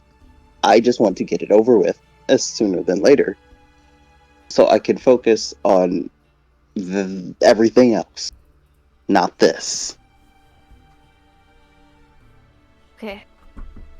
I don't think that's gonna end well for you, but I'm not gonna argue about it anymore. Do what you're gonna do. I'm gonna go find someone to take us to the other side of the island, and Heidi will turn and walk away. But she is just like her hands are on her head, and she's just like pulling at her hair down. It just feels like from her, like from behind, you can see she's just like stressing out. Malik, being the smartass he is, walks to the edge of the dock, turns his back to the water, opens his arms, laughs loudly, obnoxiously so. Like, it's jarring, because like nothing has been funny this entire conversation. He laughs, and he goes, "What's the worst that can happen? I die?" And then he falls back into the water. Yeah, now Lace knows. He did die a little bit. To this joke. Just because, I will say out of character, just because that one lady revived Malik doesn't mean he's gonna revive from this. I just want to say, if he does die, like, Havoc doesn't have to give us the choice to come back like that. He kind of wants that. not gonna lie. If he gets canned again, he's probably gonna be like, fuck yeah. I don't gotta deal with that shit no more. He's not in the healthiest mindset. He's honestly kind of fucked up. So, Ben, can you stop licking yourself obnoxiously loud? With Malik retreating into the water, Heidi and Lace, what are you guys doing? The two fishermen on the dock, they're both human, but they look like they're about finished loading up soon. Yeah, so Malik died a little bit. Well, I don't. Oh God. Okay, we can. Let's actually talk about that after we get on a boat of someone's. Okay. Excuse me. The older of the two, a grizzled old man, white and gray hair, scraggly beard, constant burn on his face, squinted eyes. Yeah, what can I do for you? Oh, so sorry to bother you. I was wondering if you can take my friend and I. We got off our ship at the other end of the island and we need to get back to it. Could you take us there? I could pay you.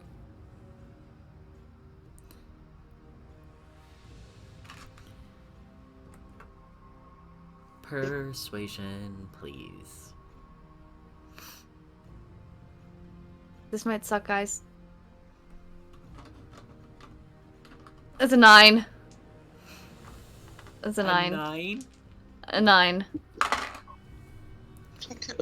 I feel like Malik jumps out the water, gives Bardic inspiration, falls back in. You don't know what's going on, Shush. Like fucking Free Willy. Now, we got lots of work to do. Why should we be of helping you? Damn. If you don't mind me asking, how much do you typically make from your work in a day? Depends on the markets. Just average number. 50 gold. Damn. Y'all poor. Y'all broke. That's actually really good. You guys are just stupid rich. Yeah. If I can, Exactly. I will give you 20 gold to just take us to the other side of the island. Half a day's work. 25. Would be half a day's. Oh my god. You're not here. I'm just saying. I'm just saying. If we be taking you out, we be missing the good fishing. Right now is prime time, but we'd have to take you out, make it a day's worth.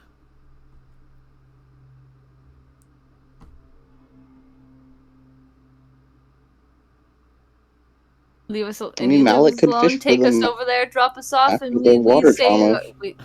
Pixie, can you start over, please? Mm-hmm. And we leave each other alone. You just drop us off. We leave it at that. Call it a day. Don't have to interact ever again.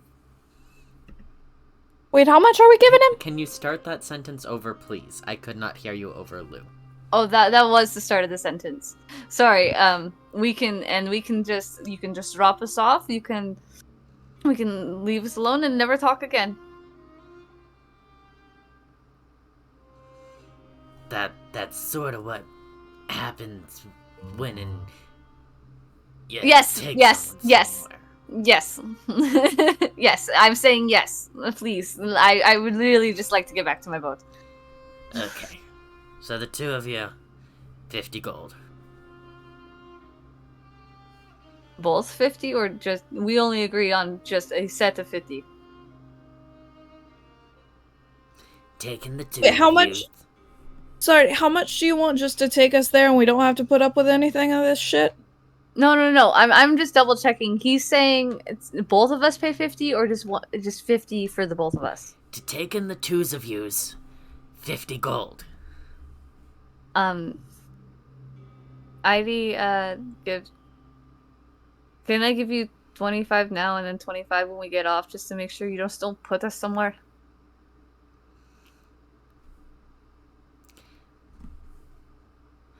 How am I of the knowing that you don't only have 25?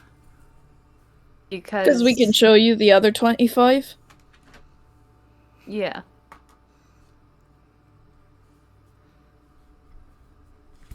I'll be a man of my word, I is. You're a man of your word, then, and you promise to drop us off. Ivy's, too nice. She gives him the 50. Okay.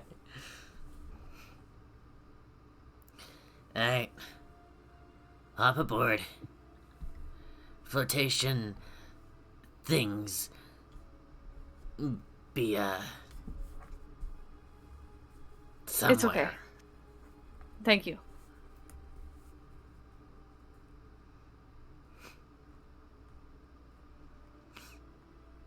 Heidi has a lot of gold, so we don't have to worry at all. Are you guys getting on? Yeah, we got on. I got on. Is Lace getting on? Noxious splashing. Struggling, splashing. He's dying. He's drowning. He's dead. Malik is dead. you just hear Malik drowning. I mean, Malik's fault. Heidi told him to wait, so Heidi wouldn't do shit. I was like, well. Alright, so the two of you board the ship, and not long after, the little boat pulls away from the dock and makes its way into the open ocean towards the general direction of the Duchess. Under the water, Malik. As soon as you got in, I need a wisdom saving throw, please. Oh, God. I'm gonna go get water. Stay hydrated. That's a 15. Alright.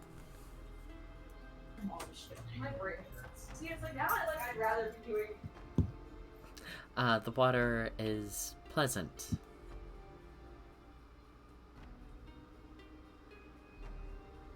And you're able to follow the ship for the most part once it sets off.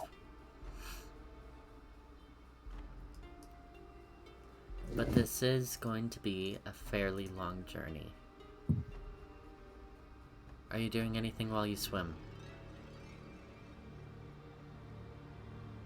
He does look around, like, below him. Perception.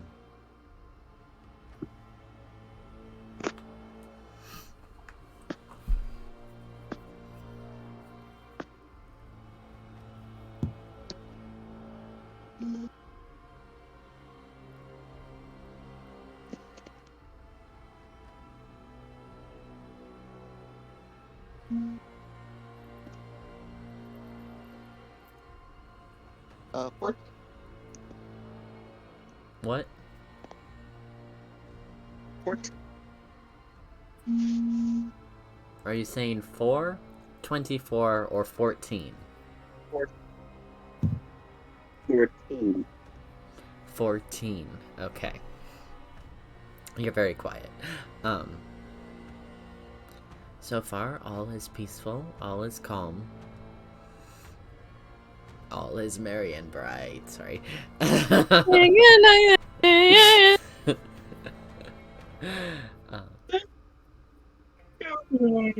Above the water, Lace and Eidilea.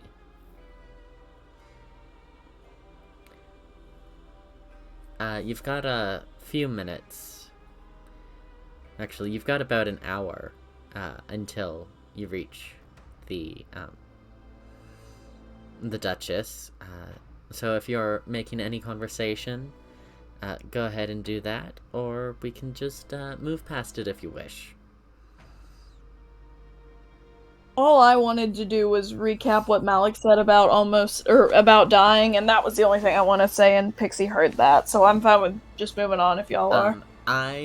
If you're recapping what Malik said, I would like that to be a thing, and not just glazed over, so then we know exactly what is covered. Okay. Alright, so at the end there, when we were all down, I think Malik made it sound like he went all the way down, if you know what I mean. He said he saw Vonnery and Fen and some other people he knew that had passed. Oh, wow. They seemed happy. I mean, yeah, they don't have to deal with any of this. That was the next thing I was gonna say, because I'm worried about him. Seems like he's starting to kind of give up.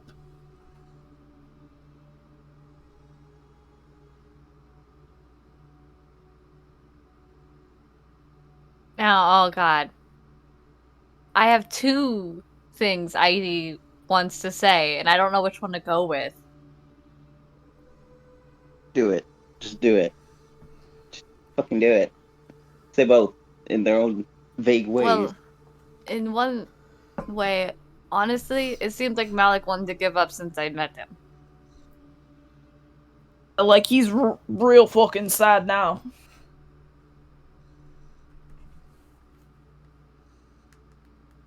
And the other is, you can only push to make things better. All you can do is try.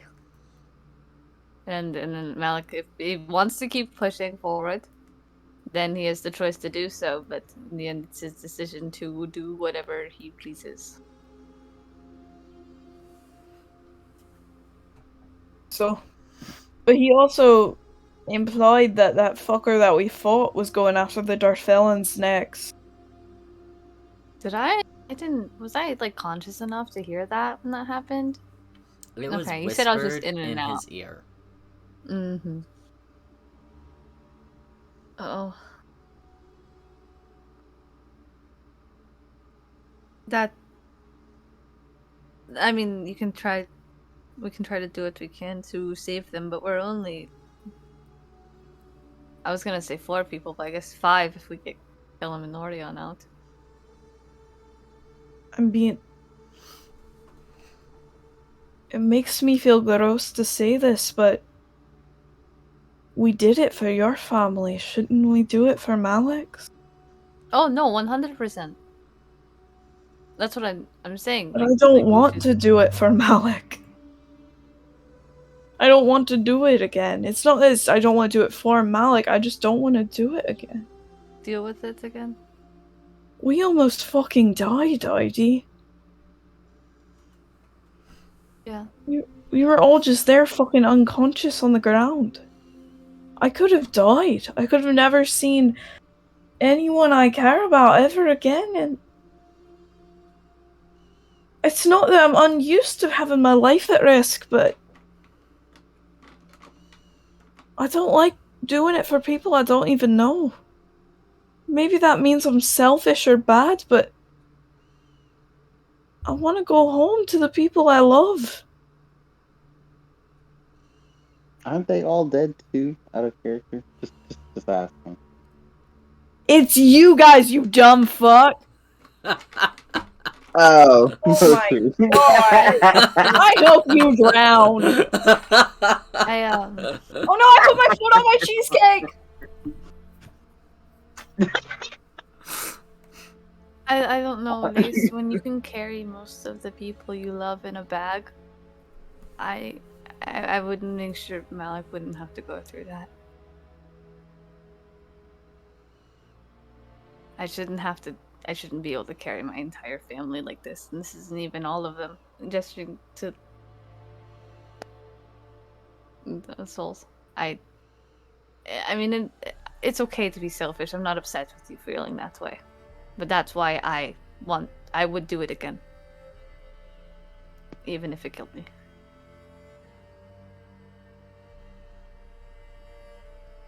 As much as Malik pisses me off, that feeling is too unbearable. And then I would, if we couldn't get his family back, I would understand him giving up. I don't understand it now. He knows we're not gonna be able to stop him. We're not gonna be able to stop him if he tries to take the fucking Darfellan souls. But we can try.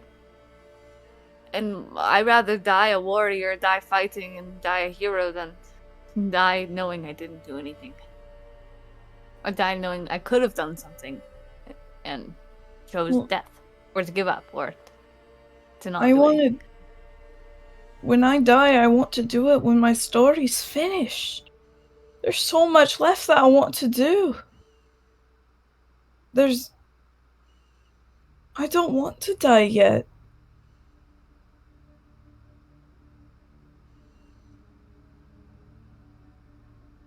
I mean, Malik came back, right? There are other ways to bring people back. And doesn't mean just because you die doesn't mean you have to go.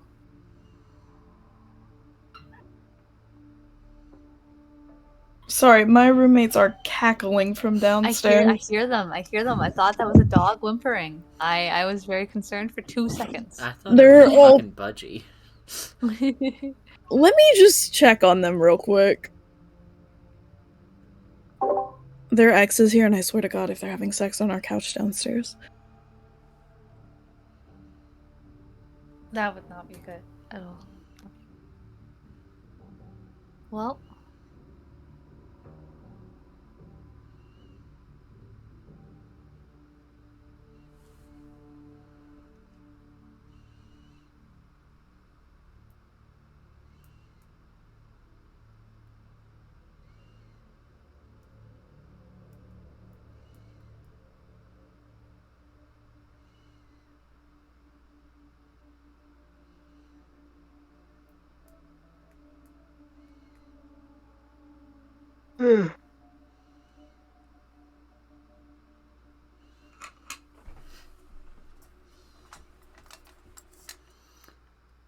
This is my DM dinner. It's Nice. just dice. DM dinner. DM dinner.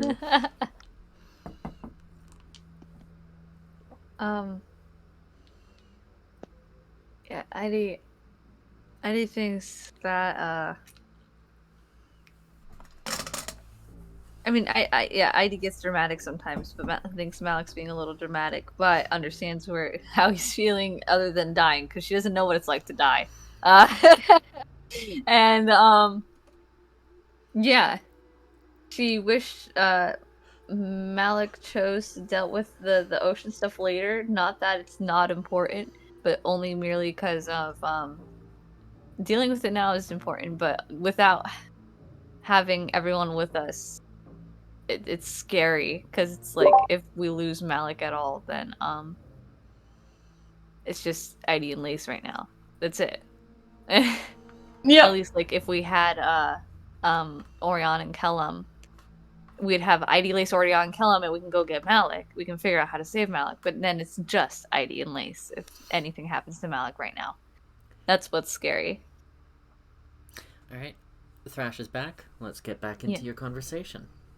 Eidie is going to pick up one of the soul crystals, like, out of the bag and be like, I just, knowing that this is my grandfather, or my brother, or my best friend, or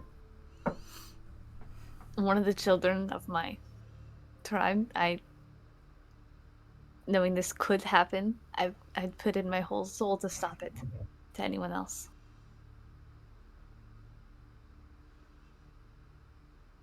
But Lace, it's okay to be selfish. Not everyone wants to do that or can do that. You don't have to want to risk your life to save someone else's. You can be selfish for that. I said, just don't feel that.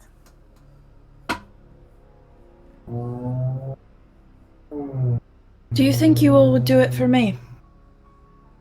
Oh, always. Oh, what did Eidie give up in Acress for Lace? Her turquoise? Because she's not wearing it in this outfit. It can be her turquoise, her family stone. I just... I will work that out at a time that is not right now. Okay.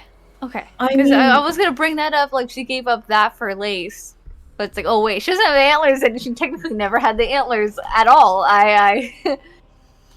Because she was gonna say it, like, according to Kellum, I gave up my antlers for you. And so, of course, I would do that for you. That's what she was gonna say, but actually, that never happened. I know if it was a situation like yours, where it was my village, everyone I had ever known and loved, but I mean, my family's just one person. And he's in that castle right now, and if we run into them, I would love to grab him. And that's what I'm scared of. What if we go in there trying to get back Keliminari and something goes wrong and Vajraya gets mad at us? She has the perfect fucking dead on target through my fucking skull, if she wants. We mess up one thing in there and the only person my entire family is wiped out in a moment. Sorry for giving your name, by the way. That was very dumb. It's alright. I mean, you didn't know any better. It's alright. I should have... No, but like, Lace, it could have been like, oh, wait, the only other Gallagher that's here is your father. That would... of course it would ring a bell. And then Heidi will laugh to herself and, like, put her fingers onto her temples. Just...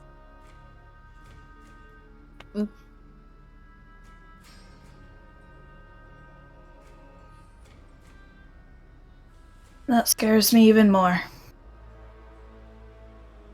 The ink. It was magical ink that rung the bell. It turned red. The lady, Orphelia, she was really nice. She was just like, oh, I don't think you're allowed here. And I was like, oh no, I don't want to go in a cell, please. I don't want to go anywhere. And then she was like, oh, no. And then Wrath, the very nice tiefling, was like, oh no, you're not in trouble. We're just, you can just leave. And it's like, oh, okay. So I don't know what will come of that.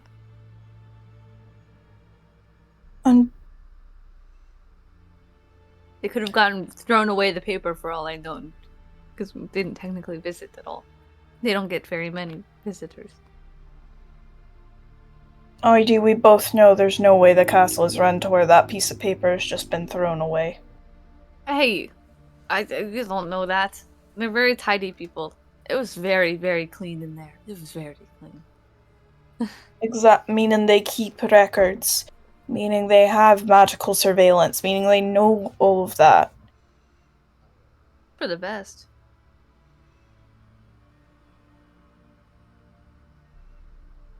Being so negative is what gets us into the dark places.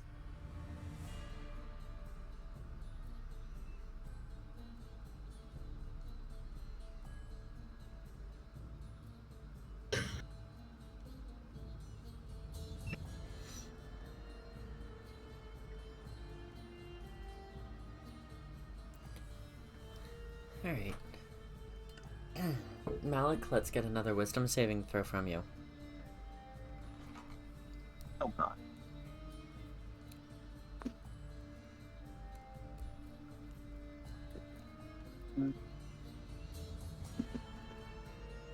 Oh, nice. Funny. Dirty funny.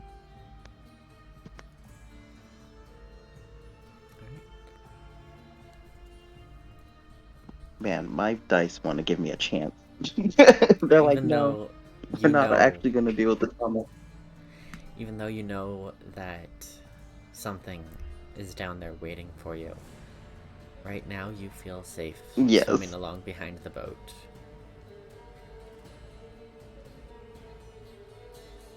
I like just waiting for that fucker to snatch him and drag him down. He's like, do I have to physically come down there? Like, when your mom calls you in the living room and you're like, can I just stand in the doorway? After a good few minutes, probably around an hour of sailing and swimming time, the little boat pulls up beside the Emerald Duchess. And Heidi and Lace, you are able to climb aboard. Oh, thank God. Lace just like flops face down onto the deck and is like, just let me live here for a minute. Oh yeah, you're good. I'm gonna go find Mags and... I gotta put these somewhere safe. The soul crystals. And the boat was going slow enough that Malik, you are almost directly behind them. if you decide to go up. He's not gonna go up right away. What are you doing then? He's going to get up to the Duchess, like right underneath her, so he can see the shape, and then he's gonna swim down. Alright. With Malik swimming down into the depths of the ocean, alone, Lace and Eidilea having arrived on top of the Duchess in one piece, safe and sound. That's where we're gonna end for tonight. What? Oh god, my bones! Thank you all for joining us. I love each and every one of you. See you next week. Alright, bye. Fuck yeah.